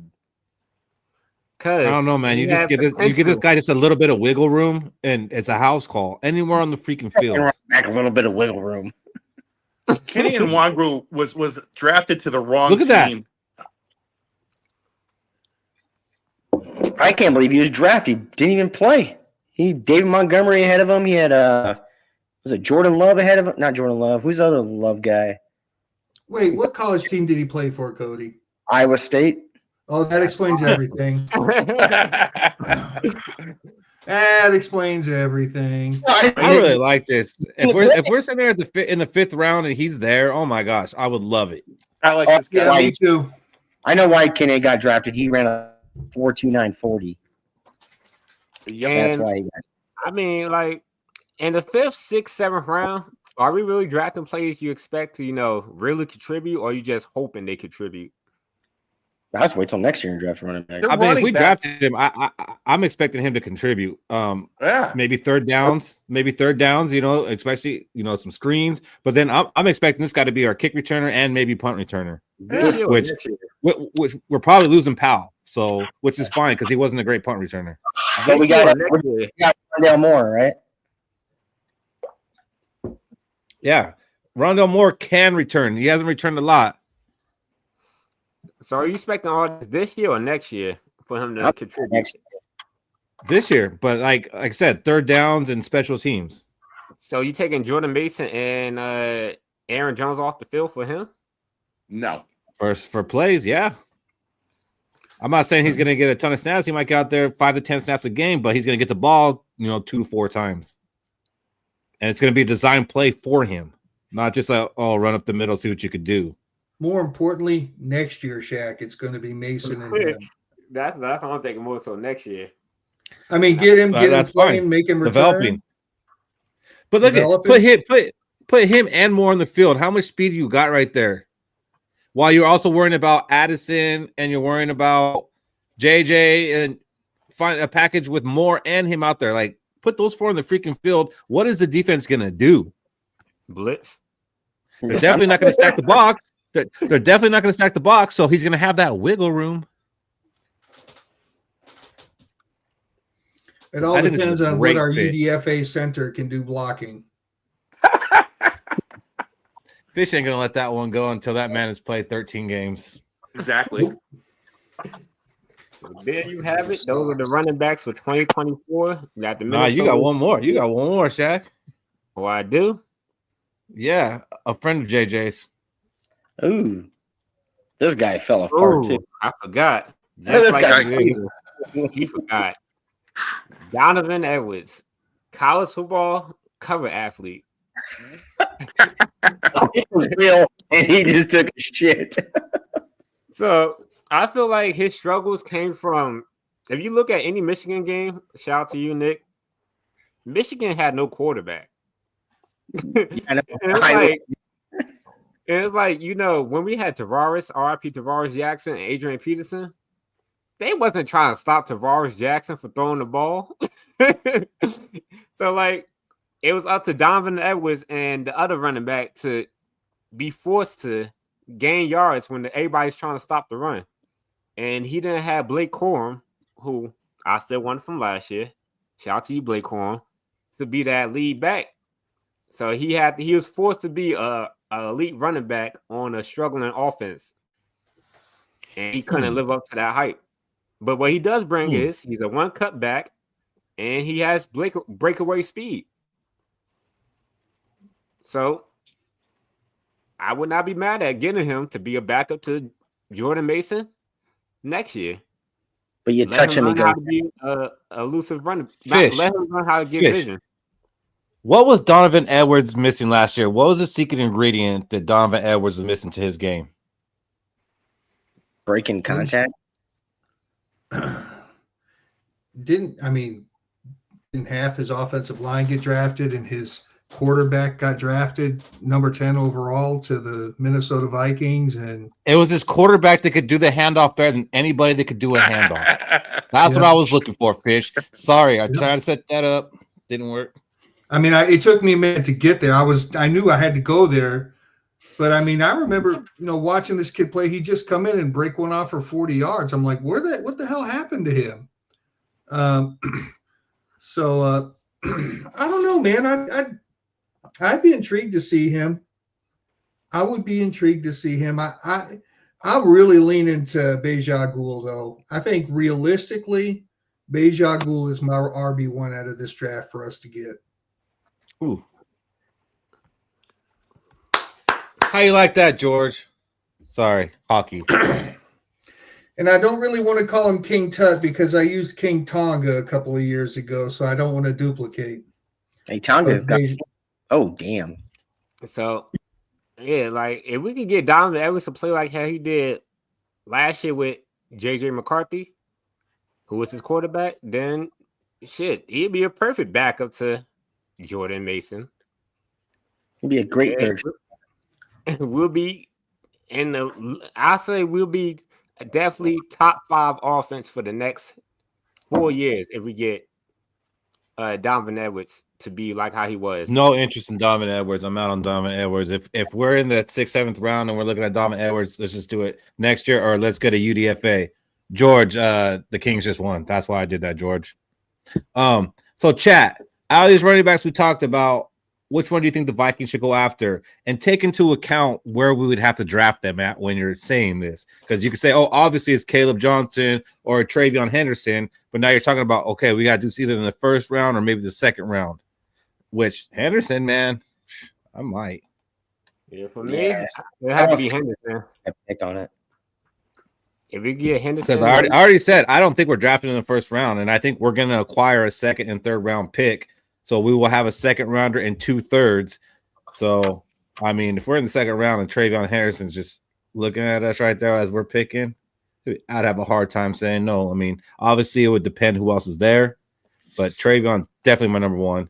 Then I like RJ Harvey and then Tootin. I like Tootin too. I think the first 3 picks is going to be offensive line, safety, corner. It's possible. I think the first 3 picks are going to be best player available. Man, this team is set up.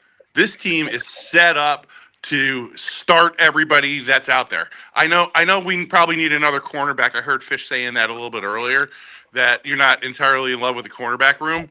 But man, I don't see. Sorry, dude. If we're going BPA, why are we trading out of the first then? Who said we are? Yeah. Who said we are? Yeah. I don't know that we are. I mean, BPA.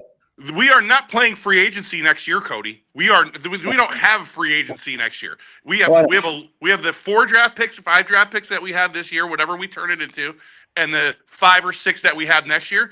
And if we don't hit on 50% of them, that's when we fuck up. That's when it's over. Because the next set of roster, the next wave of roster, the 2026 to 2027, is all about the draft for sure. And for draft nicks, that's where it's going to be at. And you guys are going to love it for the draft nicks. This is free agent year, and I think that's why we have to go D-tackle or right. So let me ask y'all this draft question.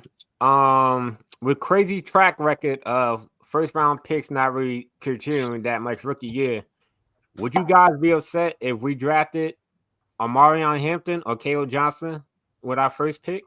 Nope. No, I would not be upset at all. You went in BPA. If you trade out of the first, you're no longer in BPA. You're going. I would be, because if it depends. Like if we had the option to trade back and get a second and third round pick, and then we could have taken Travion Henderson in the second round and then had an extra third round pick. But see, I get what I'm saying. Is like you'll never know if you would have had that or not. Mm-hmm. So then no, I won't be mad. I wouldn't be mad. But Shaq, I'm expecting running backs to go a little bit higher than they're projected. No, 100%. I won't be mad at it, Shaq, if we get Deontay Walker in the third. He might be there in the fourth. Yeah. It's crazy about the running backs. They're coming alive now again. Like we're starting, like after what they seen teams in the playoffs do with their running backs, the running back market all of a sudden after a year of a hiatus it's back.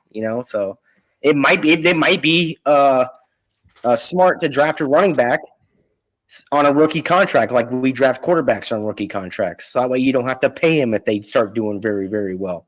You know what I'm saying? So everybody, if you're watching this on YouTube and you haven't subscribed yet, please hit that subscribe button. If you're watching this video and you haven't hit that like button yet, please do hit that.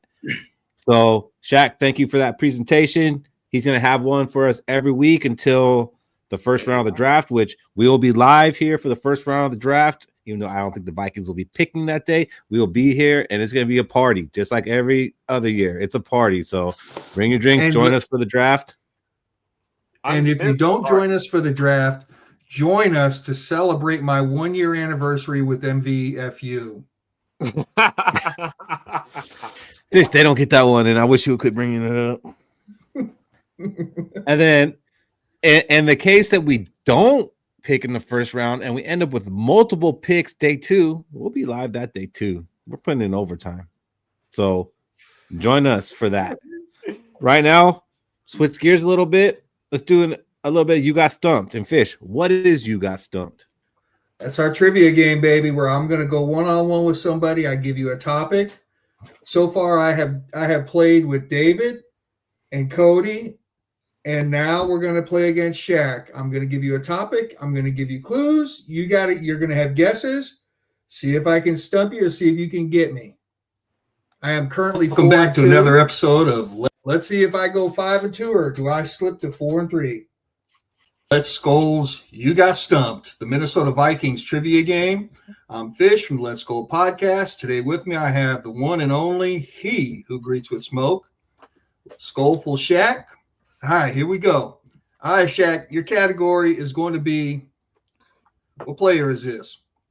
You got to name me the player. Means, make your guesses in the comments. 8 clues, 3 guesses. Let's do this. And here we go with the first clue. I played my entire career with the Vikings from 03 to 11.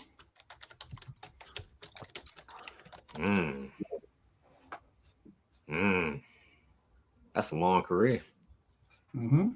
With one team, yeah. During that time, In the regular season, I played in 125 games with 105 starts.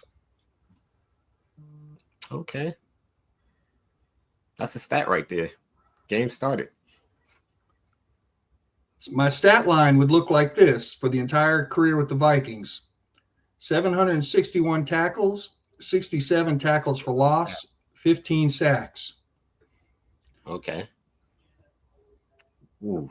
My second stat line would be 5 interceptions, 13 forced fumbles, 9 fumble recoveries. Okay. So this has to be like a linebacker. Or it could be an edge. You know, they get them batted passes, catch the funny interceptions. I'm gonna need one more clue, Fish, before I make my guesses. For college, I played the University of Maryland from 99 to 02. Okay, we got a Maryland cat. Another one, right? Another one. Let me see. Can I go with? I'm gonna take my first guess. Okay. I'm gonna say E.J. Henderson. E.J. Henderson. You got it. You got it. Woo! Clue number 5. You got it. Oh shit! That was a total guess right there. I ain't gonna lie. Yo. You got it. Oh my gosh! Thank you, Purple Jesus. Shaq, you're badass, man. That was awesome. Son of So a. I think everybody got it when we all got it. I think the Maryland one gave it away because that's when the chat was like EJ. What was the one you had a comeback player of the year? A lot of people were close, though. They said Kevin Williams. So there's only 3 players that played for Minnesota from 03 to 11. E.J. Henderson, Kevin Williams, and there's someone else out there. Only 3 players that played the whole career from 03 to 11. Yeah, you just never know what clue's going to tip it off, man. So, Nate Burleson. Nah. But he got me. I'm on a losing streak. I'm 4-3. Three losses in a row. When I tell you that was a total guess, it was like, let me Seattle. take a crack at it. No, Seattle then Detroit. I knew it was a linebacker or it could have been a defensive lineman because, E.J. Henderson wasn't that really a coverage linebacker. He was more so hit you and force a fumble or just stop the run, which I loved about him. That old school linebacker who could, stop the run and get TFLs. Jason, I was at that game in 09 where he broke his leg, and that was Brett Favre against Kurt Warner. I was so stoked. I mean, that was the year that we went to the NFC Championship. We were riding high, and then we got smoked by the damn Cardinals in that game. It wasn't a great game. I remember that was supposed to be it was a noon game. They got flexed to the night game. I was like, oh, hell yeah. I was all stoked about that because, Arizona has a nice little nightlife going on around the stadium, so that was cool. Then after the game, went to a restaurant, had a couple beers and dinner, and I'm just sulking the whole time. And the waitress comes up to me and gives me my next drink in this sippy cup. Whoa, because I was there. That's the one? Because I was there sulking. Well, the biggest thing I took away my souvenir. The biggest thing I took away that from Keith is you went to a game and the Vikings lost. Yeah, no shit. Yeah. Oh, wow. Shocker. I've also seen them beat Arizona in Arizona. I've gone there, and it was Tavares Jackson's best game where he had like 200 yards passing, 3 touchdowns. R.I.P. Tavares. So this game, 200 yards, baby. I've seen us win before, Cody. I'm not part of this crew where I've only seen them win or only seen them lose. Right, Aldi? That's real special. How many people could actually say they saw us win a Tavares Jackson-led Vikings game? Yeah. Yeah. And it was the best game of his career, too. Shout out to you, Tavares. Peace, Tavares. R.I.P. Thank you, Jason. All right. So Vikings had a good first wave of free agency. I went and looked at some of the grades, and I couldn't find any media outlet that gave us less than an A. PFF gave us an A plus. We're the only ones that got an A plus from PFF. Yahoo Yeah, Sports Robbie gave us an A.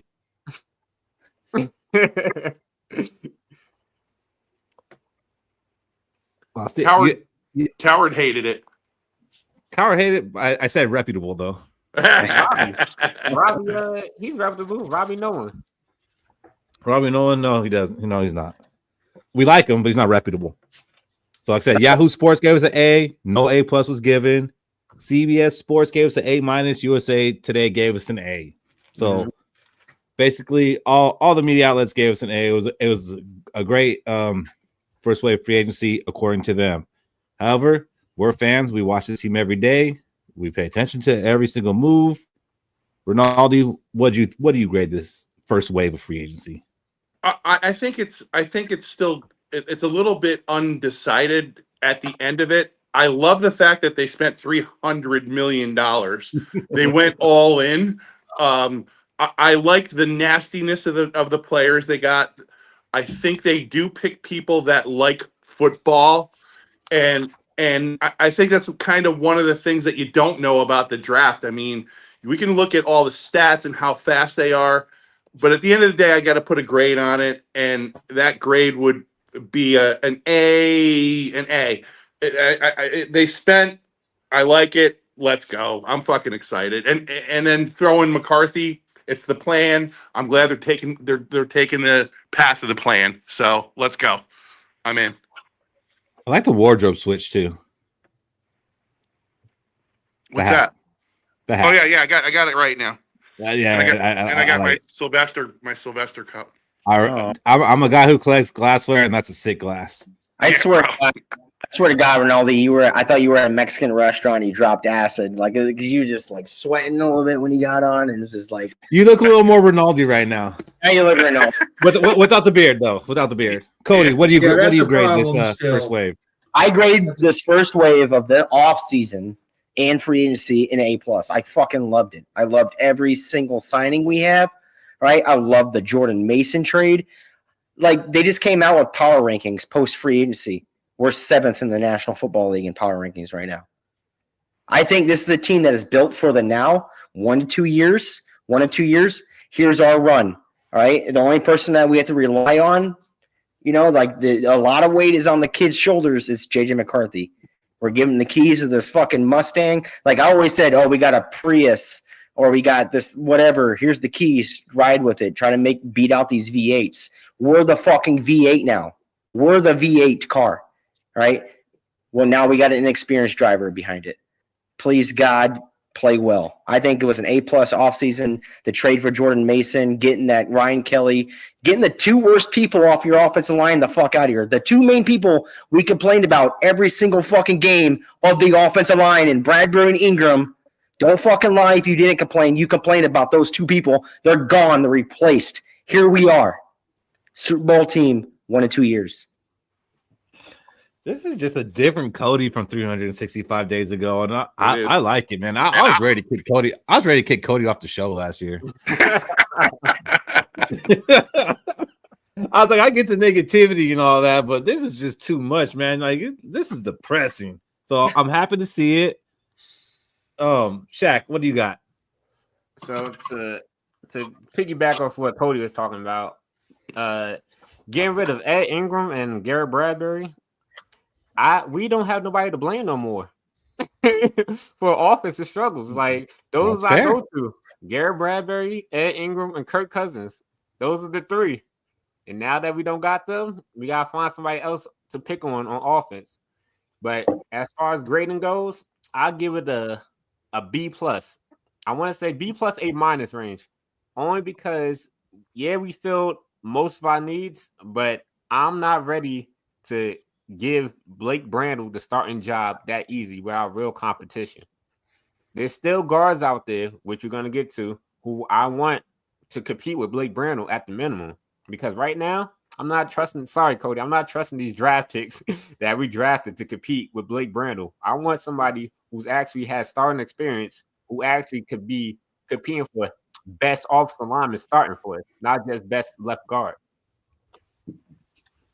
That's I'm fair. not gonna keep And no, Lincoln, we cannot sign Treadwell. He has already been signed. 10 years. And Cody is revved up because Cody finally got all his stuff from his move 2 months ago. Yeah. So Cody's Attaboy. a happy man right now. Attaboy. He's also very positive about this season, like my man Michael Fish, who's probably going to give us a great grade on this free agency. Y'all are delusional. Ugh. A plus. My ass. What kind of Common Core math are you grading on? I can't do Common Core math, sir. With a curve. Okay. The positives. We filled the needs. We had weaknesses in this team, and we did upgrade them. We did get better players, especially in the trenches, okay? That's the positives.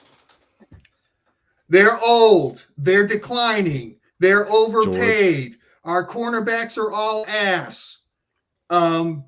We did not get the number one center in free agency. That was Dahlman. He went to the Bears, by the way. We got 32-year-old no socks wearing Ryan Kelly. Pretty good. Javon So Hargrove. we got the number 2 center. Yeah, Javon Hargrove, and there were 3 of them. So that's like being the tallest kid in the short bus. But we had the number 28 center. So, okay, go ahead. Sorry. I'm sorry. Javon Hargrave, soft tissue injury. I can live with that. Man's still older. Hopefully he can put out, but he is declining. His production declined. He was playing full seasons, but his production was declining on a pretty damn good 49ers defense. He's just getting older. My problem is we went in with $60 million in cap space and we didn't get a stud. There should have been a stud, and we didn't get one. Fries? It had to be Fries. Fries is not a stud. Fries is a good player. He's a good player, but he's not a stud. And if he'd have been a stud, he'd have been our first free agent signing. That's disrespectful. That's disrespectful to the men in the trenches, Fish, to say he's not a stud and to say, oh, he would have been our first free agent signing. We were negotiating with him from the jump. He was our number one priority, but it takes 2 to tango, my man. And so wait, we had to sign Ryan Kelly and get the buddy system going before he'd agree? Yes. Yep. Okay, so yeah, we're great. So that's a us problem. That's not a Ryan Kelly's not a stud problem. I'm happy we got Fries, but he is not a stud. He's a good player. Well, would you be happy with getting that stud and then lesser talent at other positions that we signed? I don't think we would have got lesser talent, Cody, because we overpaid for what we got for our older declining players. It doesn't look like we overpaid at all now. I think we could have got the kid from Philadelphia and still got, if we would have flipped out. You're talking about Becton? Philadelphia, Allen, Yeah, still got everybody else, including overpaying for. He's talking about Milton Williams, Byron Murphy. Oh. Got it. Yeah. So- Go ahead, Rinaldi. Well, no, that's okay.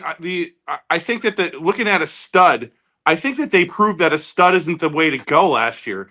Would you rather have Van Ginkel and who's our other fucking Grenard? Yeah, Grenard. Grenard and Turner against Hunter. I mean, I get where you're going with that, but to me, I'd rather have those 3 than Hunter at the same money that they just signed Hunter to.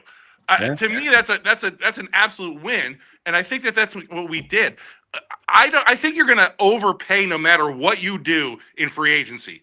Free agency is nothing but an overpay. There's nothing cheap about free agency. You might be able to sneak a trade in for free or cheap, but you're not going to pay anybody little money.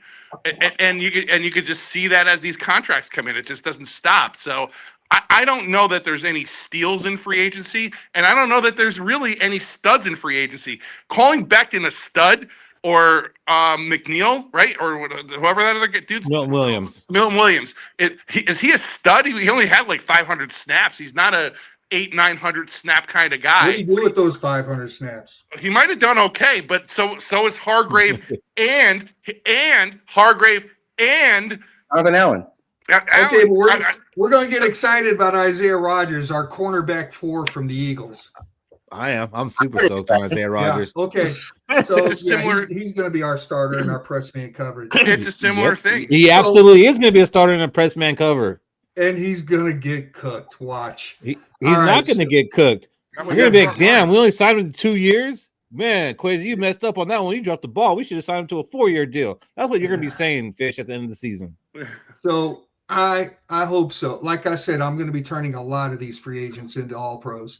So now my grade.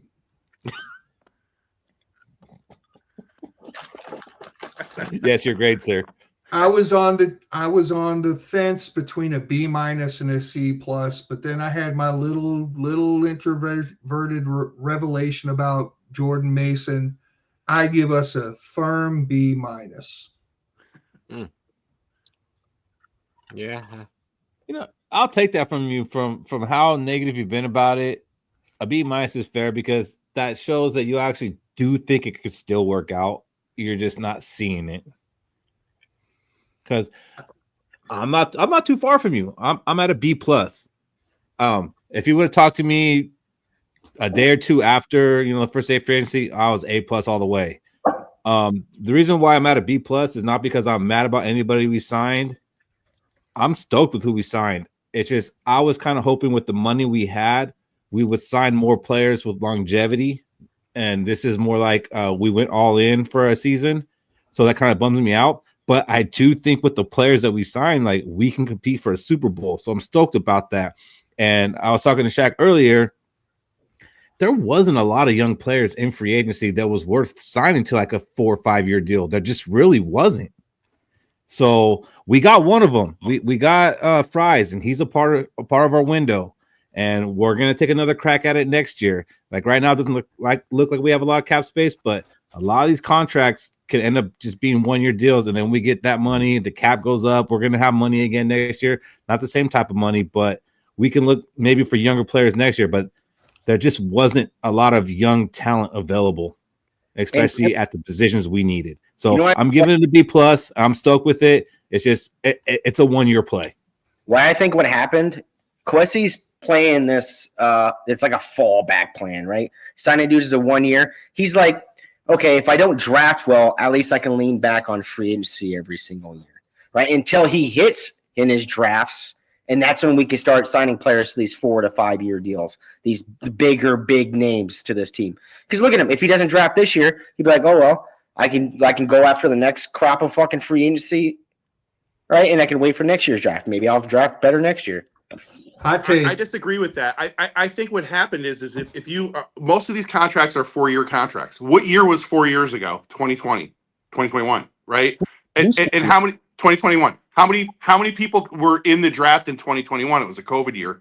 Not many. So we had all of our money available to win big in free agency in a year where there wasn't a lot of guys coming off the books. That's all that happened. And to do it with the amount of money that they had, they filled a lot of holes. So they absolutely opened a window. To my earlier point, you've got this year is free agency. Next year, there will be no free agency. There won't be free agency next year. We're already $9 million over the cap. Yeah, we can make moves and find some cap money, and we'll get somebody. But it's all about the draft the next 2 years, guys, with this team. And if we're going to keep the window open now that it's open, we have to draft well this year and next year to pick up those spots. That's what they're doing. Backup plan. It's like his backstop. It's like, okay, I'm going to try to draft well, but if I don't, I have these free. He's drafting every single year, twice a year with free agency. That's what he's doing. He's got the draft. He's got free agency. His draft, right? That's his first draft. He gets out and gets to pick and choose who he's bringing on this team, and then he goes on another draft. That way, he has a fallback plan in case that draft that he goes through, the real draft, doesn't work out. He has no fallback plan. Hot take. By week 13, we will not be able to shake Cody off of the take where he will constantly say how in their first year they didn't have a quarterback they could draft, and this year they had all the money for free agency and they didn't have any good free agents that they could sign. What? What did you say? Don't worry, we'll get there. Keep it clipping. So, I'm gonna have to. I didn't get it either, but I have no idea. I will get it. So Fish was talking about we ain't getting no studs. I'm about to piece it together for you, Fish. We got, I believe, $30 million in cap, right? Minus Go 12. ahead. Minus 12. So we still got enough to trade for this player. So we got two pieces to the offensive line puzzle. Will Fries and Ryan Kelly played with the Colts last year. I see where this is going. So do I. We have a first-round pick that is up for trade. And if we don't know, if you want to trade back, I'm okay with. But if you want to play who could start right now and help JJ McCarthy, we could package that first round and a couple more future picks to get Quentin Nelson, extend him, and we have the best offensive line in the NFL with two How old studs, is Quentin Nelson, Shaq? early 30s, late 20s. You better not say that. Someone look it up. I got you. 31. He is 29. He's 30. Perfect. He's right at the cusp of his prime ending. All we need is 3 years from him. Pass. I'll keep Randall. Brandell. I'll still Brandell. in that battle. Well, there may be other options besides Quentin Nelson and Brandel, and we'll get to that. But let's go ahead and look who's still available in free agency. The Vikings might be able to target in the second wave. And we're going to start with the quarterbacks. But before we jump into these quarterbacks, are you guys surprised that we haven't already signed a veteran backup? Like, there's been so many like good ones. I think, man, that would be a good guy to have in case JJ goes down or in case JJ's struggling. And like they've all been going boom, boom, boom, which kind of made me start believing, man, this Rodgers thing might be true because they're not worried about the backup. Like they're looking for the quarterback one. So now that Rodgers is out of the picture, there's only a few quarterbacks left that like I'd really feel confident with. But are you guys surprised that they let all these quarterbacks float away? Why not, Cody? I think it has to deal with a comp pick, a compensatory pick. Like we pick up one now, we lose a comp pick. I think they're going to wait till after the draft to pick one so that we don't lose that comp pick. So, and then the quarterbacks that are out there, they have all their like. We're not looking for them. If Jay McCarthy goes down, we don't give a fuck who's fucking under quarterback now. Like our shit's done, right? The only reason we're looking at these quarterbacks, we're looking at what can they give JJ McCarthy for the future. Like I'm looking at Carson Wentz. Who does he play under? Patrick Mahomes. What can he tell? What did he learn from Patrick Mahomes that he can tell JJ McCarthy? Right? Or Joe Flacco. Hey, Joe Flacco's been to a Super Bowl. What can Joe Flacco tell JJ McCarthy about his playing time and how he got to that Super Bowl? Maybe not much. Maybe not much, Cody, if we're waiting because we want a 4th round comp pick and then we end up with Trey Lance as our backup. Trey Lance is not going to be able to tell him anything. Trey Lance, you can do Jameis Winston. Like you can pick every one of these free agents out there that are quarterbacks. They bring something to the table. Playing, no, probably don't bring much playing time to the table. But they bring something for what they learned from the quarterbacks that were ahead of them when they're on those teams, and that's what I'm looking for. You know, Keith, I'm going to argue that point real quick against you. You said that Trey Lance brings nothing to the table and can't tell him anything. I will disagree with you, sir, because, see, J.J. McCarthy has only ever been successful in his entire football career, and Trey Lance can talk to him about how to handle failure because he's well-versed in it. What I'm saying is I don't want any of these. You can't tell me nothing about success. I don't want any of these quarterbacks playing under center for us, like actually have to start a game. We don't want that. So that goes back to my point, Cody, because there were free agent quarterbacks where we would have been okay with them starting some games. And now this is what we're stuck with. Agent quarterback. We'll flirt with Aaron Rodgers, and then we got post-nut clarity, and we say, oh, no, we're not doing that. So there's probably been the only one that we've been okay. Okay, if JJ goes down, I am okay with Aaron Rodgers playing quarterback for us. That means our Super Bowl window is probably still open for that year. None of these we're not looking at a dude that's if McCarthy goes down, fuck yeah, Carson Wentz gonna take a Super Bowl. No. It's not gonna happen. You're looking at I hate to tell you this, Cody. We do need to get a backup quarterback. So who on this list do you like for that position? I want Carson Wentz or Joe Flacco because Joe Flacco has been to a Super Bowl. Carson Wentz has been to a Super Bowl. Carson Wentz learned knows what Patrick Mahomes they probably talk in the quarterback room, Carson Wentz and Patrick Mahomes. He may be like, oh, shit. Carson goes over to J.J. McCarthy. He's like, yeah, Pat Holmes, when he sees this coverage, this is what he thinks about. Maybe that's just something he can add to his tool bag. Other than that, I don't give a shit about the rest of the quarterbacks. Ronaldo, who you liking on this list? Yeah, look, the list is there's 3 guys in the list. I kind of agree with most people that are commenting on this one. Either Wentz, Flacco. I'd even deal with Drew Lock or Ryan Tannehill at this point. But to Keith, you made the right point as far as I'm concerned. Let's just fucking say it. I didn't get a chance to talk about Aaron Rodgers. That guy fucked with our team this year, man. The second Daniel Jones wasn't signed, and we started flirting and having to talk about this, and they did talk about it. They kept this window open for Aaron Jones. It fucked us on a backup quarterback. If anybody really has to sit here and talk about how important a backup quarterback may be to this season to get us through a couple games, we lost our opportunity because of Aaron Rodgers. And if this guy is going to be on the table at any point in this offseason, we need to fucking tell him to go scratch, man. It's BS. He hurt us for that whole 2 weeks that we had to screw around with the guy. That should be a moot point. He needs to go pound salt, go play with Pittsburgh or the Giants, and be the scumbag that you are. Oh, I like that. I do too. So, Fish, who do you like on this list? I know who I immediately like, but just to refresh my memory, is Tyler Huntley the kid that was the backup for Lamar in Baltimore a couple years ago? Yes. Who went to the Pro Bowl? He did go to the Pro Bowl. Yeah, he did, didn't he? Yep. Pro Bowl. Yeah, give me Jameis or Tyler Huntley.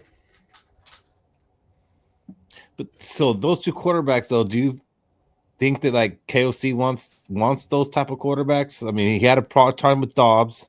Let's be real. I don't expect them to play a single snap this year. Okay. Not unless it's in mop-up duty and they're taking the victory formation knee. Okay.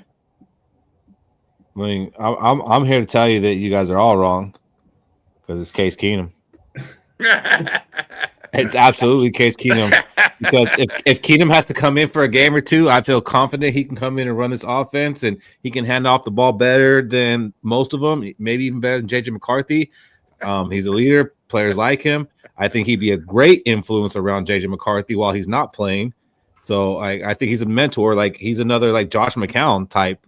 It'd be so much support for our quarterback that Case Keenum is the right pick for our backup quarterback. And the only reason I said that before Shaq got on, because I think Shaq would have said it too.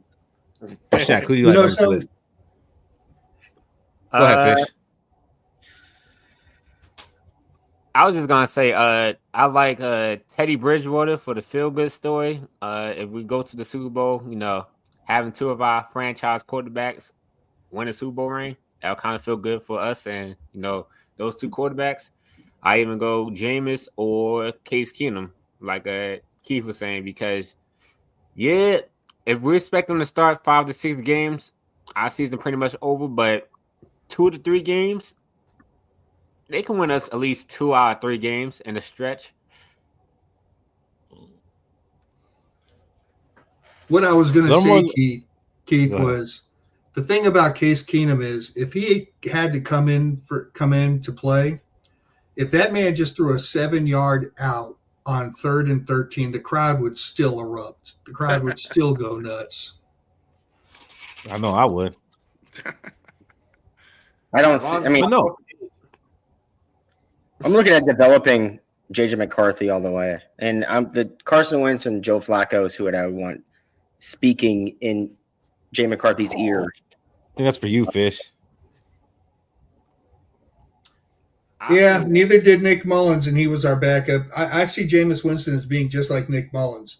The real question about that list, guys, I know who we want, but if we're going to wait till after the draft to protect comp picks, who do we think is actually still going to be there? Every one of them.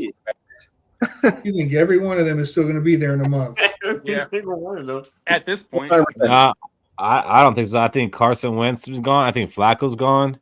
And I think Winston's gone because they've all interviewed with other teams, but they're also getting screwed by Aaron Rodgers. Yep. You think teams are Because- lining up to call Joe Flacco?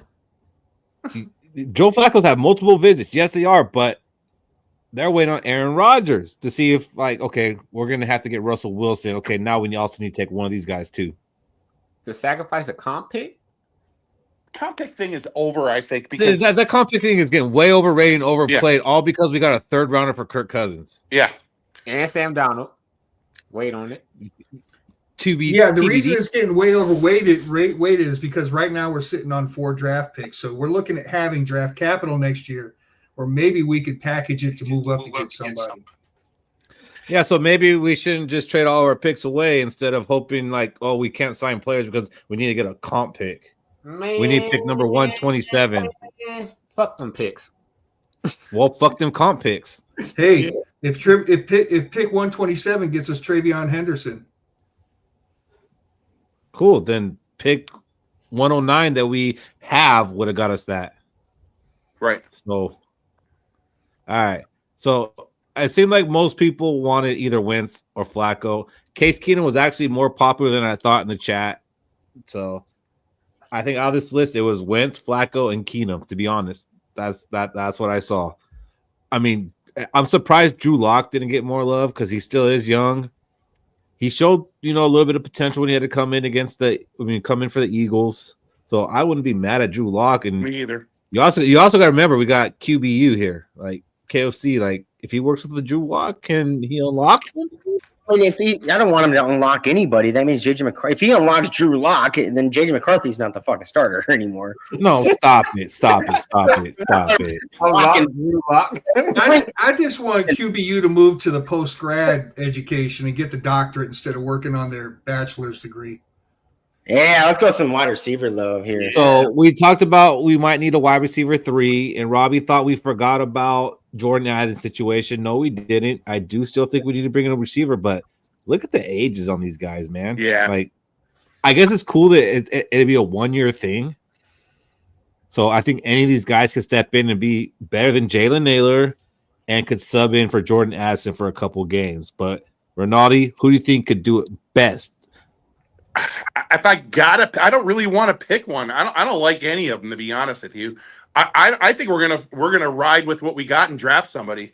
But if I had to pick one, maybe Tyler Lockett. The guy is so old though, but I mean, he's like a possession receiver. Is that what we need? I mean, what's the complement to the room that it is right now? We got a guy that takes the top off, and we got 2 really great starters, right? A 1A and a 1B. And the other 2 dudes we signed, what would be the kind of guy you need? I think we need somebody that can spring people on a bubble screen. Somebody that can block. That's what we don't have. And out of that group, I think Lockett could be that guy. That would be the best choice out of that group in that regard to complement what we have. I like Keenan Allen, to be honest with you. I mean, the age kind of scares me because he's even older than Tyler Lockett.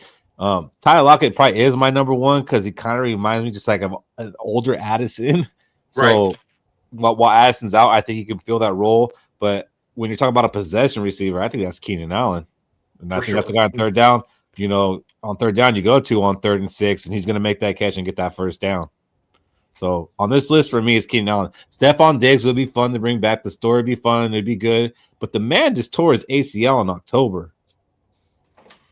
So I don't know how long until he comes back. I mean, he probably comes back when Addison comes back. So as fun as Stephon Diggs and Case Keenum, bring them both back, right? It'd be fun. I don't see it. There's 2 Well, names. he would obviously be ready for the NFC Championship game, Keith. Oh, yeah. There's 2 names you don't have on this list. I think that should be. It's Josh Reynolds and Allen Robinson. I got those on the others on your list, if you're paying attention. Well, I'm saying because they got connection with KOC, right, in that Rams team. So That's fair.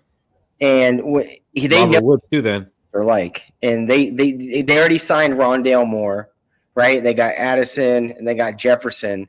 If he really wanted someone that he can trust, it probably would be Josh Reynolds or be Allen Robinson because he knows those players. I don't think you're going to sign Stephon Diggs, even though it'd make us a fucking hell of a team. I just don't think you do it. You know what I think is amazing? The Steven Watson's going off. Oh, I believe it was a year ago when most of this panel was pretty warm on DJ Chark. Yeah. Yeah, I was. Yeah. I was for sure. Yeah. And here we are. Nobody even brought his name up. Yeah. Nope. Hell of a year. What a year it is. I don't even know. Was he healthy this year? I don't even know. I think he ended up playing on 2 different teams this year. So I'm out on Shark, sorry. But yes, I do remember that. We were hoping the Vikings would have signed him for wide receiver 3 last year. We were big on that. Speedster, 9 router. Yep. Didn't happen. Saw him on other teams. Got over it. I mean, wouldn't mind Deontay Johnson, a reception wide receiver, a guy that just catches the ball. I mean, slant. He played on 3 teams last year. Yeah, he played on a lot of teams, but it's a dude that catches the ball. Like, he will catch. You want a third down, throw it to him. We already got a guy that can blow the top off with Naylor, right? He runs that 9 route all the time. We got a hell of a fucking wide receiver in Justin Jefferson. I mean, just get a receiving wide receiver, just a guy that catches the ball, moving the chains forward, just yardage. There you go, Lenny. Yeah. So, Fish, do you like somebody on this list, or you're just over the wide receivers? No, there's one that I kind of like, and I've liked him for a while because he's been really successful, but he has gone downhill. But, I mean, I've always been attracted to Brandon Cooks. Okay. I mean, could he be a good wide receiver 3 for us? Up until a couple of years ago, he was a 1,000-yard receiver. Wherever he played, and it seemed like he was in a different team every year. I feel like he's played for every team but us. So let's take our turn.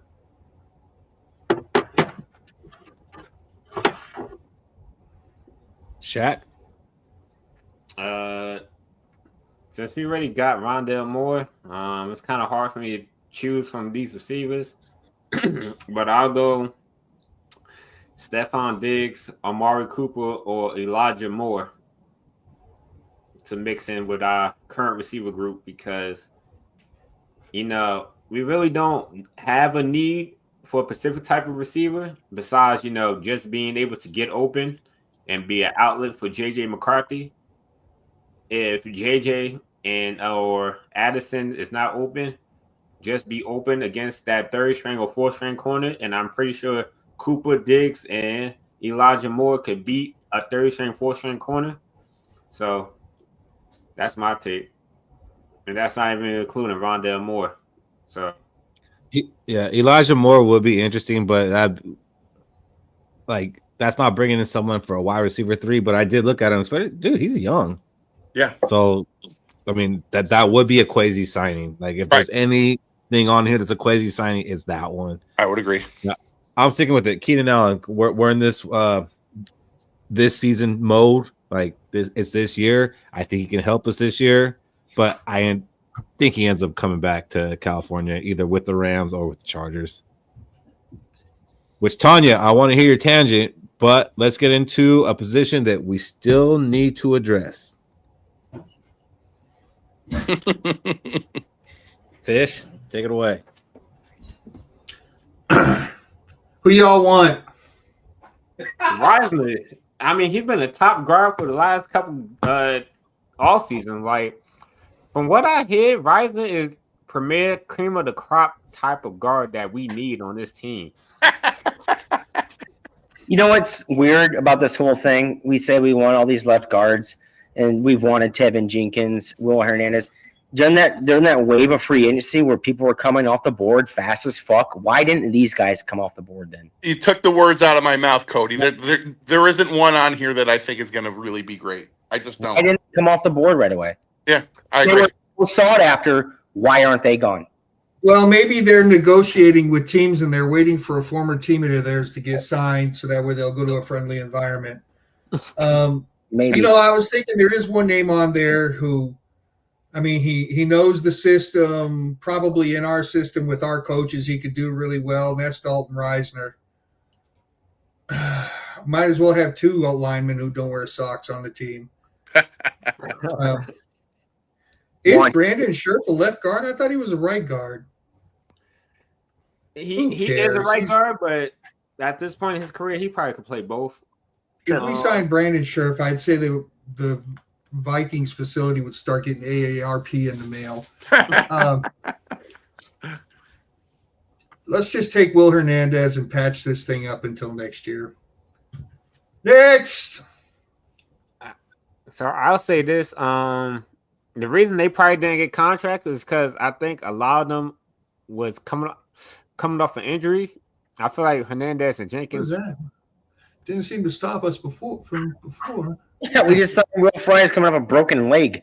and like Ryan Kelly off a knee and a neck. Yep. But what maybe did Jonathan Allen have? And they're a little healthier than Kevin Jenkins because not all injuries are healed the same. So maybe they're not as healthy. They're waiting on Rodgers. But I'll take. Give me Tevin Jenkins. I don't care how hurt he was or how hurt he is. If we could just get him to play 70% of what he was last year, I'll take that. Because 70% of Tevin Jenkins is 100% better than what we had last year at left guard. Even for the first 8 games. Yes. Oh, man, I don't know about that. We had Darrisaw. When Darrisaw went down, Brandel looked like a backup. That's what I'm saying. I think he worked really well with him, and if you put him between these two guys, he's the weakest guy in the line. I agree. But I don't think Tevin Jenkins or any of these guys, certainly Dalton Reisner, is an upgrade to any of them. Yeah. I like when I'm looking at this offensive line, I look at remember the 2009 offensive line? We had 4 fucking really good players on it, but we had that one guard that was ass. But he played well. His play, Anthony Herrera or whoever, right? Anthony Herrera. Yeah. Anthony Herrera. And his play jumped up. He was a better player because of it. Yeah. I mean, he's got size. Brandel's got size. He's like 6'6", 320. The dude's a monster. He was a swing tackle before last year. Yeah. Yeah. So that's David's favorite thing to do is take a tackle and move him into guard.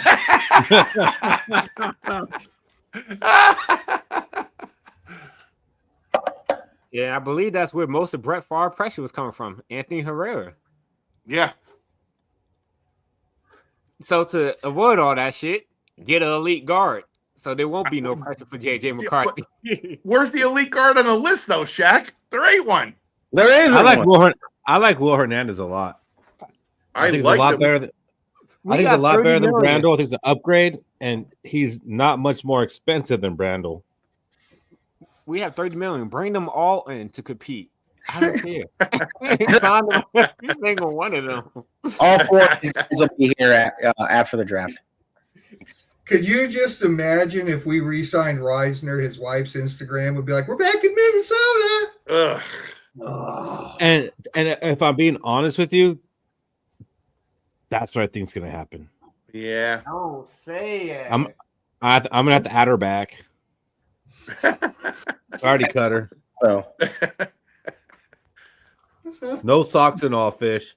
I think teams are just waiting for the draft. If they can't get Booker or one of those dudes, then they can fall back on these guys. If they want Tevin Jenkins, they can't wait. He's going to get picked up before the draft. He's already going on interviews and visits. And Cody, why hasn't he picked up yet? If he's so sought after, he's waiting for the Vikings. What you didn't notice, Cody, was that picture of Aaron Rodgers with the blanket over his head looking homeless on the beach. Kevin Jenkins took that picture. Aaron, I got the greatest picture to get you signed. He's like, we're both going, Aaron. Yeah, we're both going. When you go, I go, Mr. Rodgers. There you go. So defensive line, I mean, we're kind of set, except we're not set.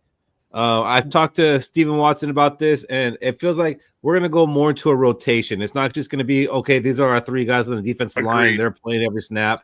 we're going to be subbing in and out. So we're might not be done at this position. Is there anybody on this list that you like, Michael Fish? No, nobody whatsoever. I can't see one single name at the top of the list that I would move heaven and earth for to still have on this damn team. None. Give me Calais Campbell. By God, I don't even care if he doesn't play as much as he did last year. We need a nose tackle. There's no guarantees we're going to get one in the draft. We don't have a nose tackle. But man, if this guy even just plays on first and second down and then subs out for our NASCAR package, by God, I would probably be there. I would go from a B- to a B+ with Calais Campbell.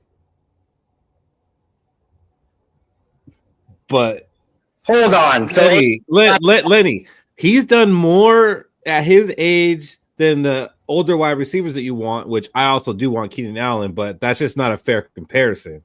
He was the number one run stopper among all defensive tackles. I think he had 6 sacks. Like, Calais Campbell's still doing 28-year-old things.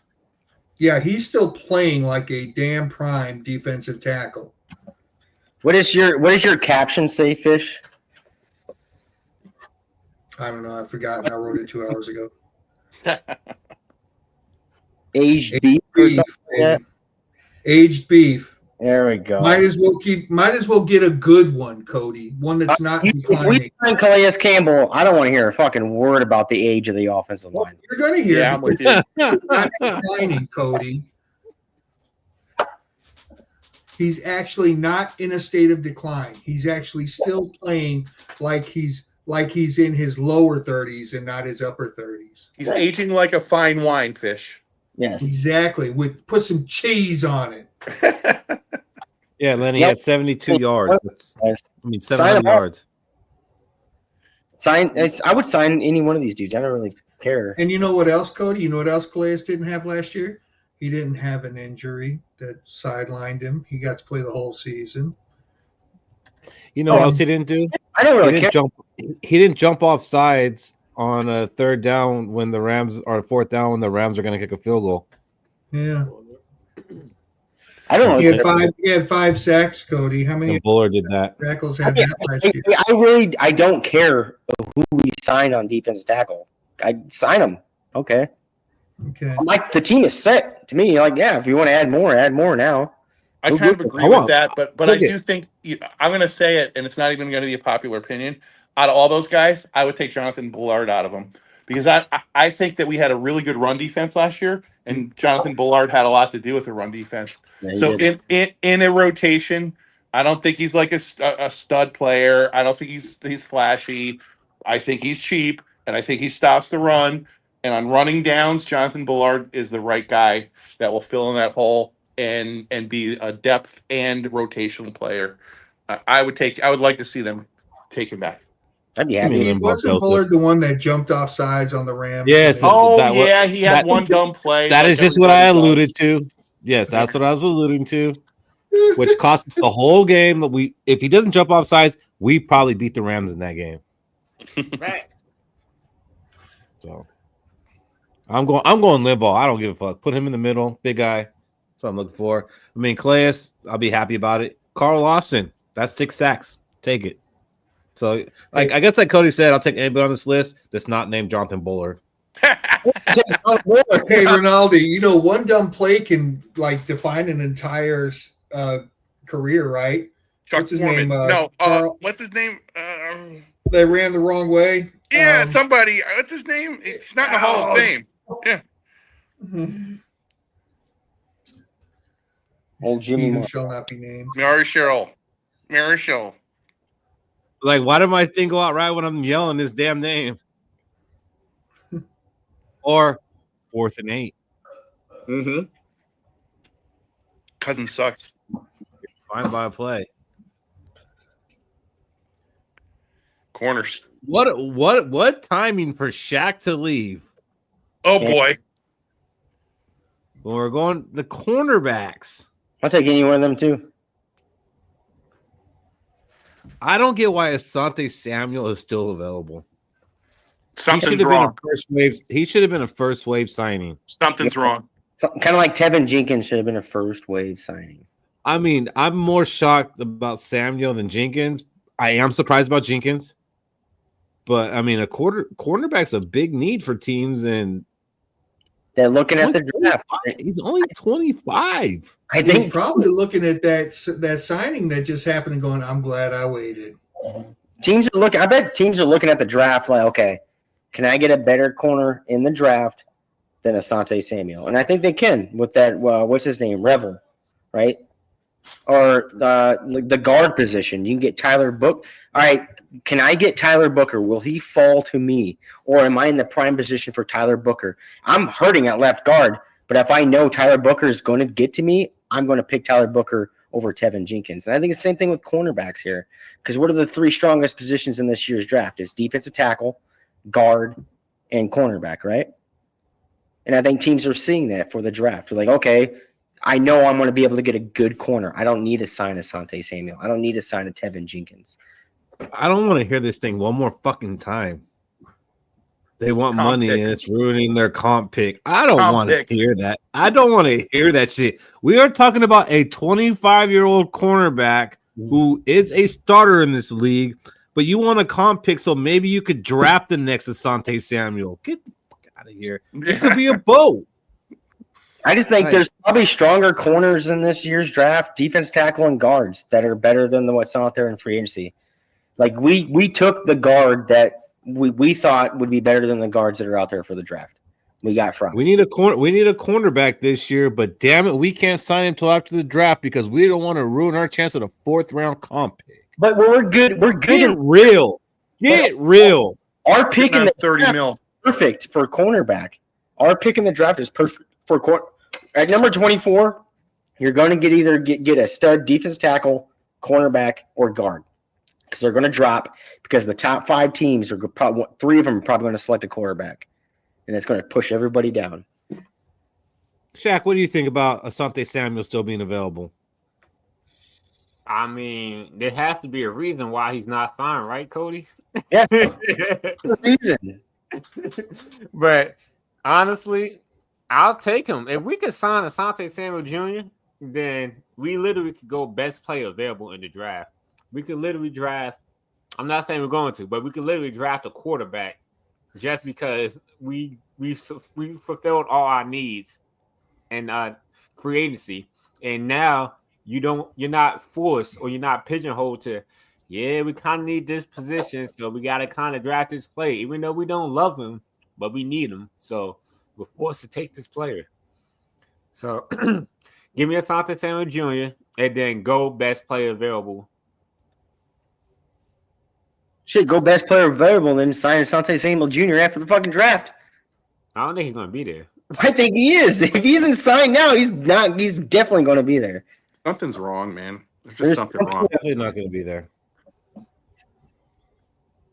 I mean, maybe he's asking for too much money. I know y'all are wondering about Asante Samuel Jr., but the reality is Bradbury fits in our age demographic, so he's the one. We just cut Bradbury.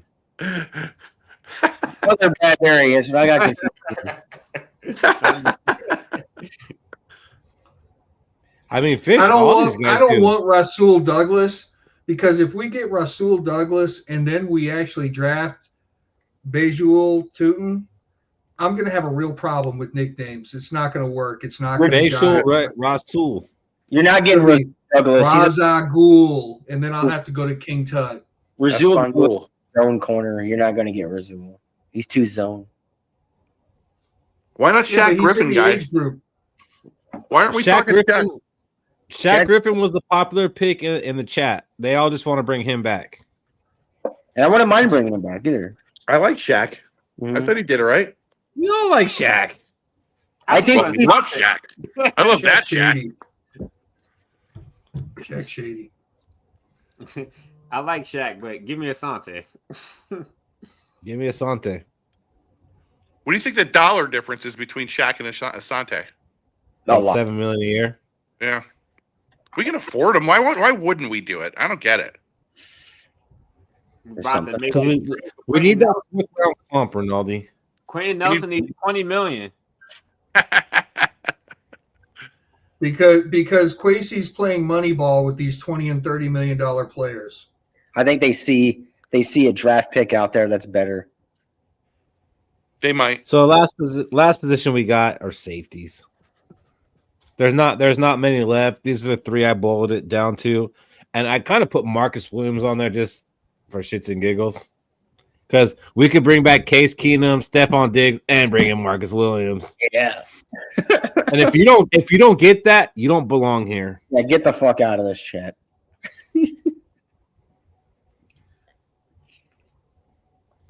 But I do really like Julian Blackmon. He's been a good cornerback for the Colts. I don't know why they're not bringing. I guess because they got Cam buying them, which they already paid for. Right. But it just let's go ahead. We're bringing in all these ex-Colts. We brought in Kelly. We brought in Fries. Isaiah Rodgers is an ex-Colt. Let's go ahead and bring in Julian Blackmon. Indianapolis North. I don't know. My thing is, if they took Cam Bynum over Blackmon, I mean, are we like what? Well, no. I mean, right now we're with an old Harrison Smith and an unproven Theo Jackson at safety. And there's a draft coming up. So another handling unproven the draft, Keith. Yeah, well, after everything. Handling the draft. We got 7 picks. Let's do this in the draft. If you don't get your player in the draft, what can you fall back onto? Well, I can go get Justin Blackmon then after the draft. Not Justin Blackmon. We're not getting Justin Blackmon. Promise you that. I think he ain't retired yet. He might be available. If these players didn't go after that first massive wave of everybody just like picking dudes out of nowhere, they're gonna be around. They're going to be around after the draft. They should have already been picked up. You know, George, Right, I just was singing that song in my head. Thank you, sir. What were you singing?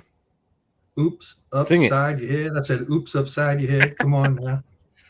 Snoop's upside your head. Says Snoop's upside. That's my era. I know it was Brittany. Oops, I did it Again. Shaq. All right, Why, fellas. Shaq? I'm coaching. Because I mean, I no, I'm not even getting into it. Let's go ahead and do some hot takes, fellas. Go. Who's ready? Ready.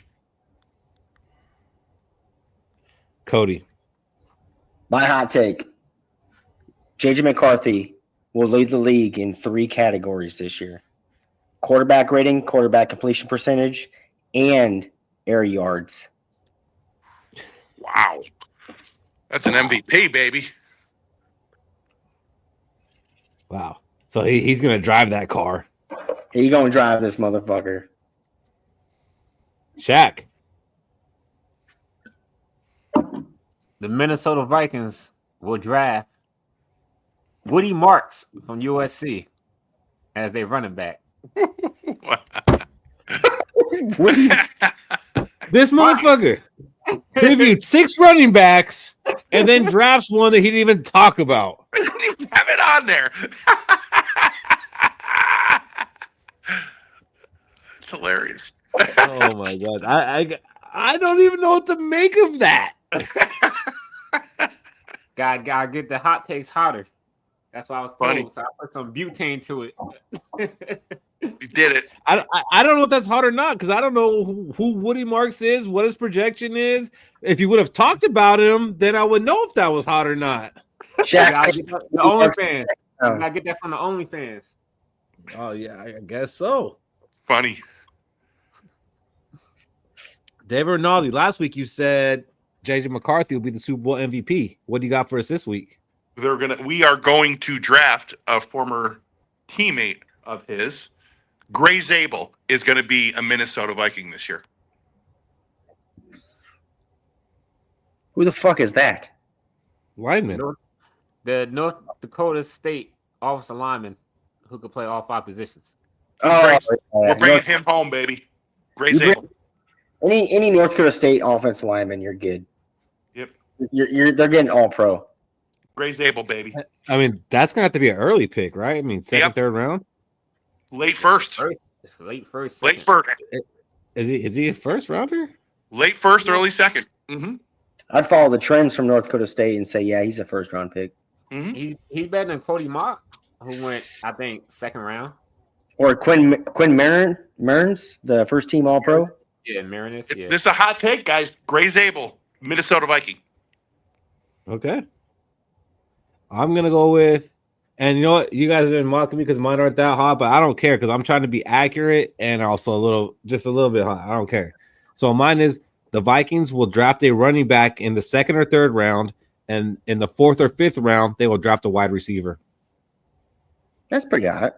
It is hot because it's a parlay. Yeah, you got a parlay And going. it's Pacific. So they draft a running back in the third. It's over. What do you got, Michael Fish? Jordan Mason will go to the Pro Bowl this year.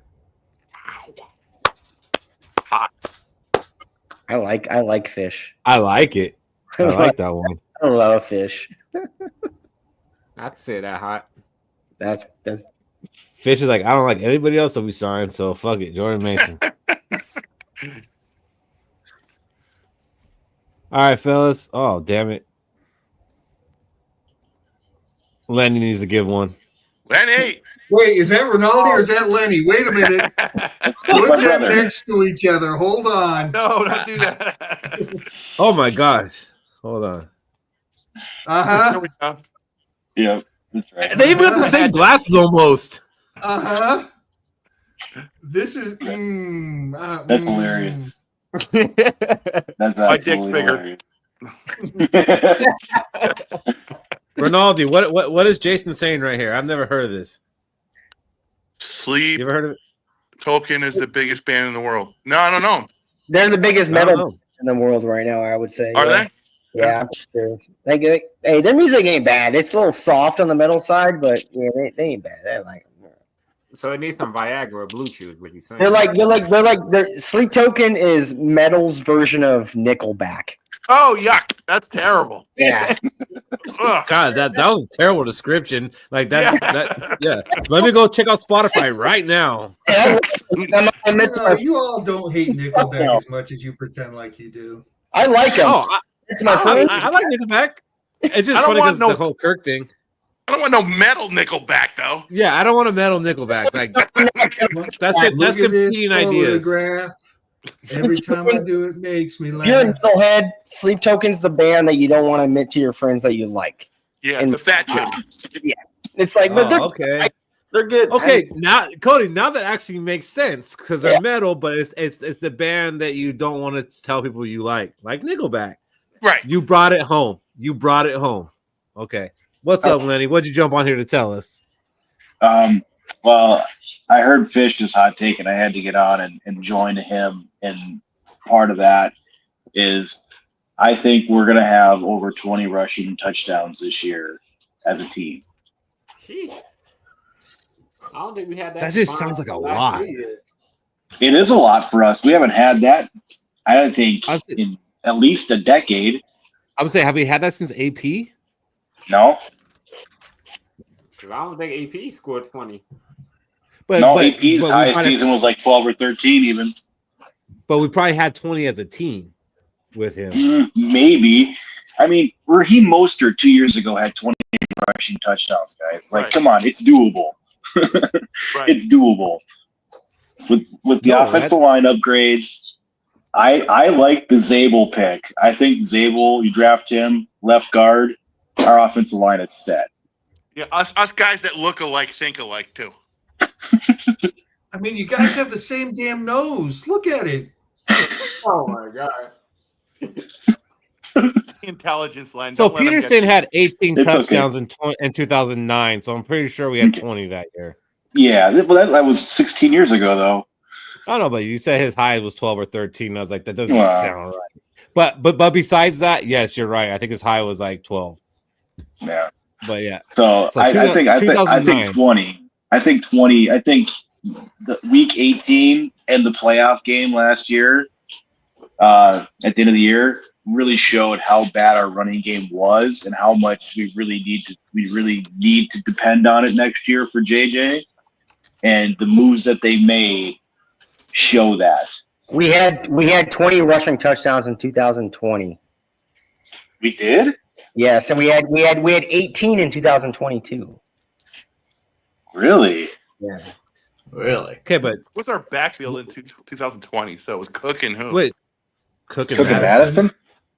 Yes. Oh. That's what matters. How about that? I mean, Kirk probably had 5. Ah, Cam had to have a couple. I don't know. 24. We haven't even come close to it. We haven't even come close to like 12 the last couple of years, it seems like. In 2020, Cook had 16.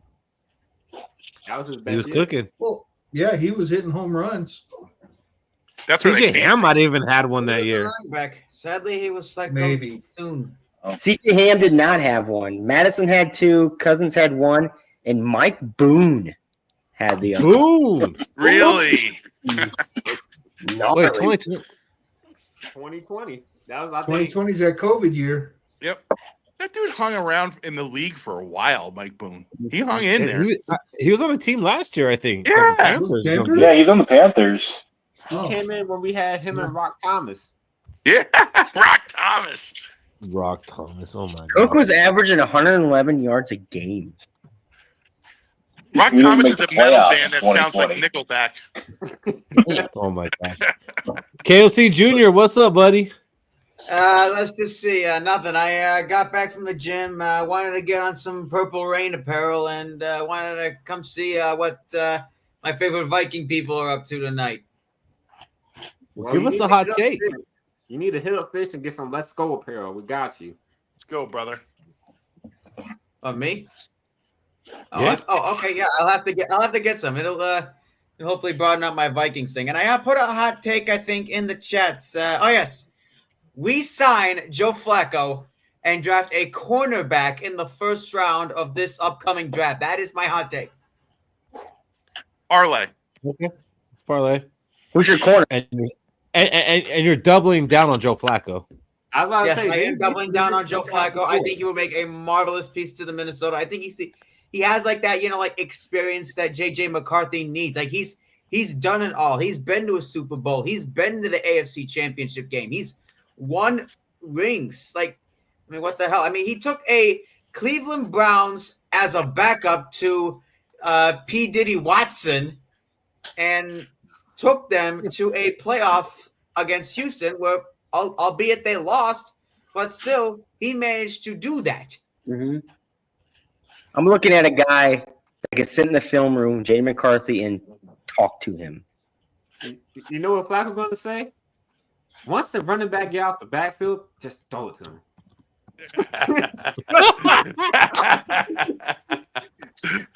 And don't let him go in the elevator.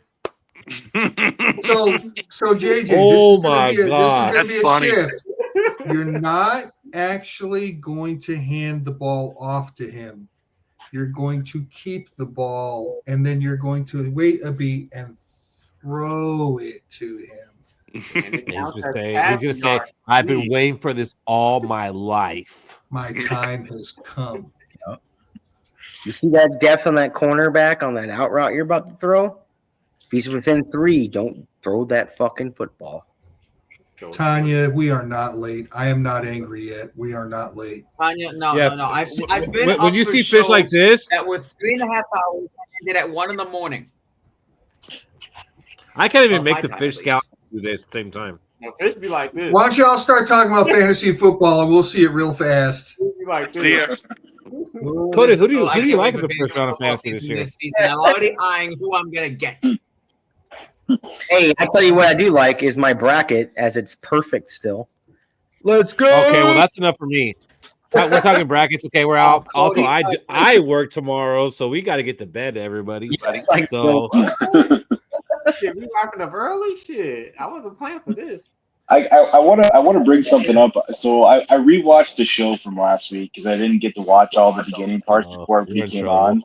We're in And trouble. I want to question everybody as to why nobody questioned Robbie about how many times he said JJ's been hurt in his career. He says he's been hurt 7 times.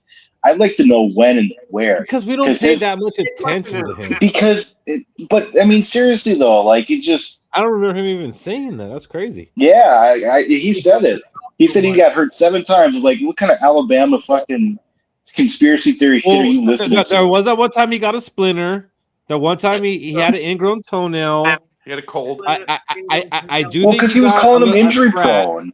Yeah, so come on. The splitter and the ingrown toenail, they're fucking minor injuries. You probably missed a day of practice. I'm making that up, Mike. I'm making that up. I don't even think he even had that.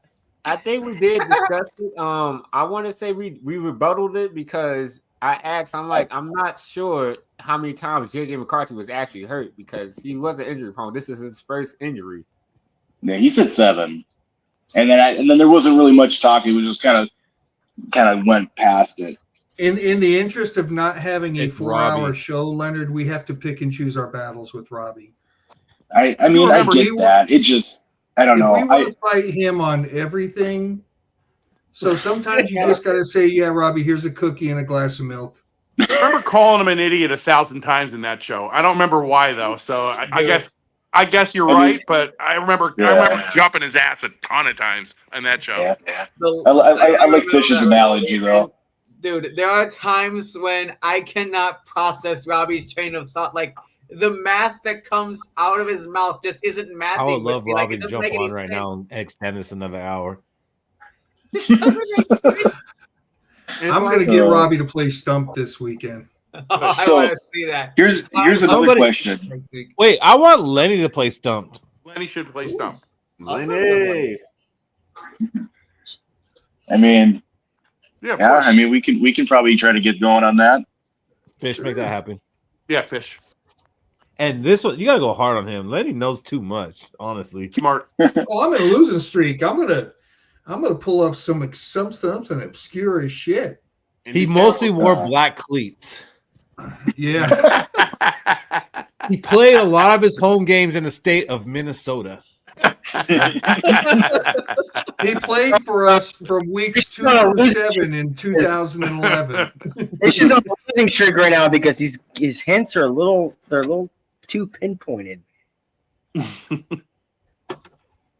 to go back. Fair. The EJ one I didn't think was as clear until he said Maryland. When he said Maryland, I definitely got it after Maryland.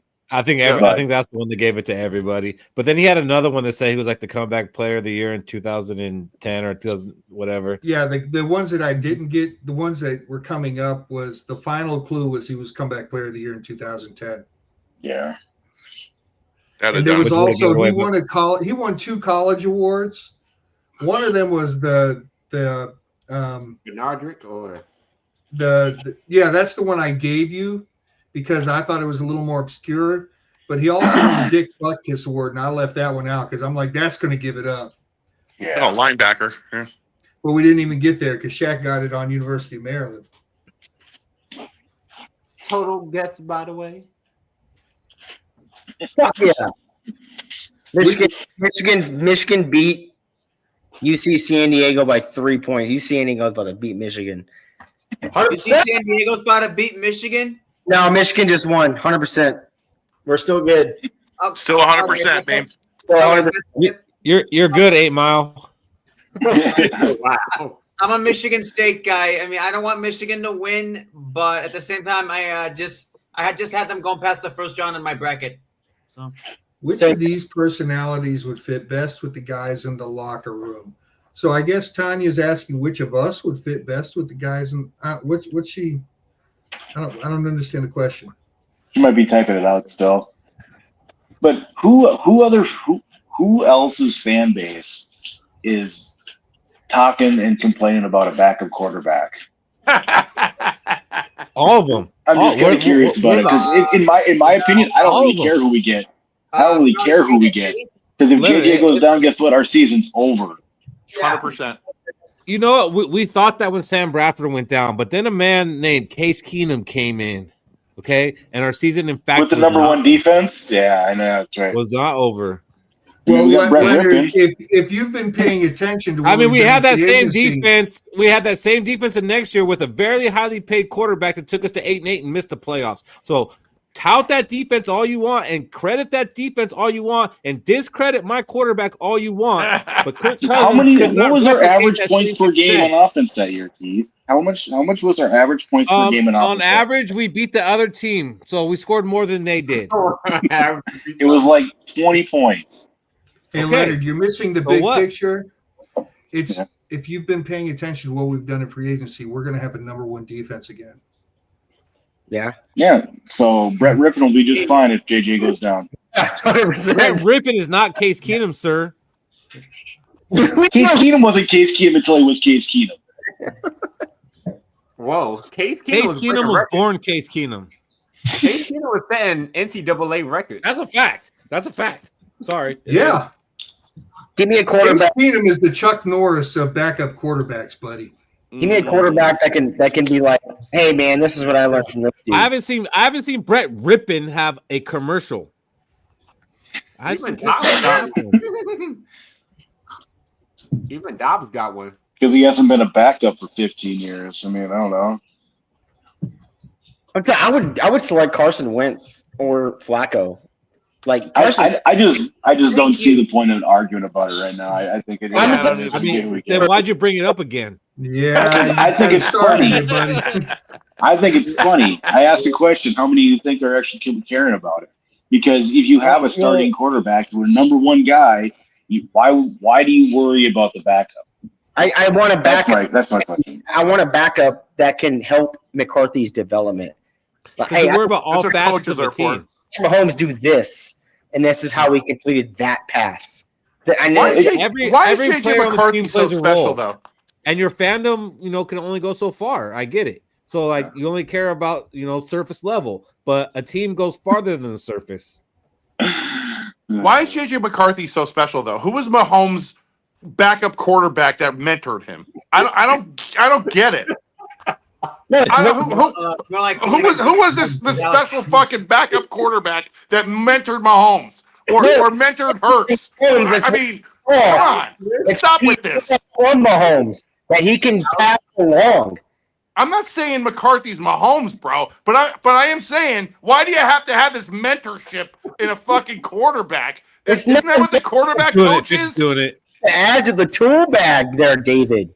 Bro, I would do this. Yeah, it would be nice, but that ship has sailed. It's over. We're not gonna have Case Keenum mentor fucking JJ McCarthy. We're not gonna have Jason's fucking. comment Yes, we earlier, are. we don't need a No, we mentor aren't. quarterback because we've got KOC. We have KOC, and we have a quarterback coach that's great, and we have a fucking offensive coordinator. KFC is not as old as Case Keenum, so he doesn't have the same experience. There. That's true. Wait, no, who KFC got mentored into? Tom Brady. He does have the Super Bowl experience. though. All right.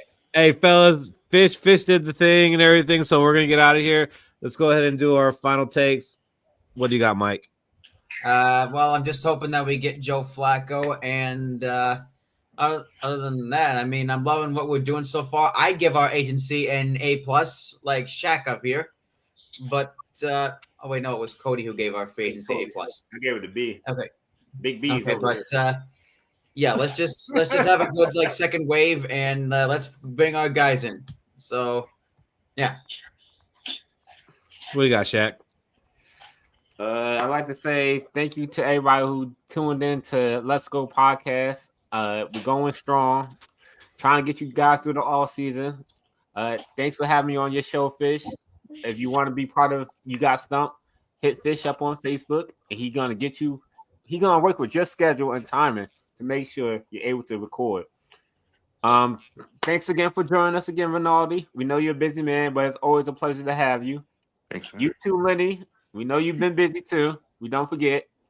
And if you like seeing these pretty faces, you can always donate to the Let's Go Buy Me Coffee, or you can even do it on YouTube now since you reached that milestone and donate as a super chat. And next week we will be doing cornerbacks for draft. So you guys catch up on your cornerbacks, and you could send us messages on what cornerbacks you guys like, and we might take a look at them. Maybe, probably not. Lenny, what do you got? I just want to say thanks to you guys for always being here every week. This is like one of the only podcasts that I see that actually lets just straight randos that you don't even really know too well on screen and spit their shit. So thank you very much. And then just trust in JJ. I really think that JJ's got that it factor, man. It just feels different. It just feels different. That's all I'm gonna say. And let's go. Let's go. Let's go. Michael Fish. Man, I'm so excited about free agency. I'm so enthused about it. I just can't wait.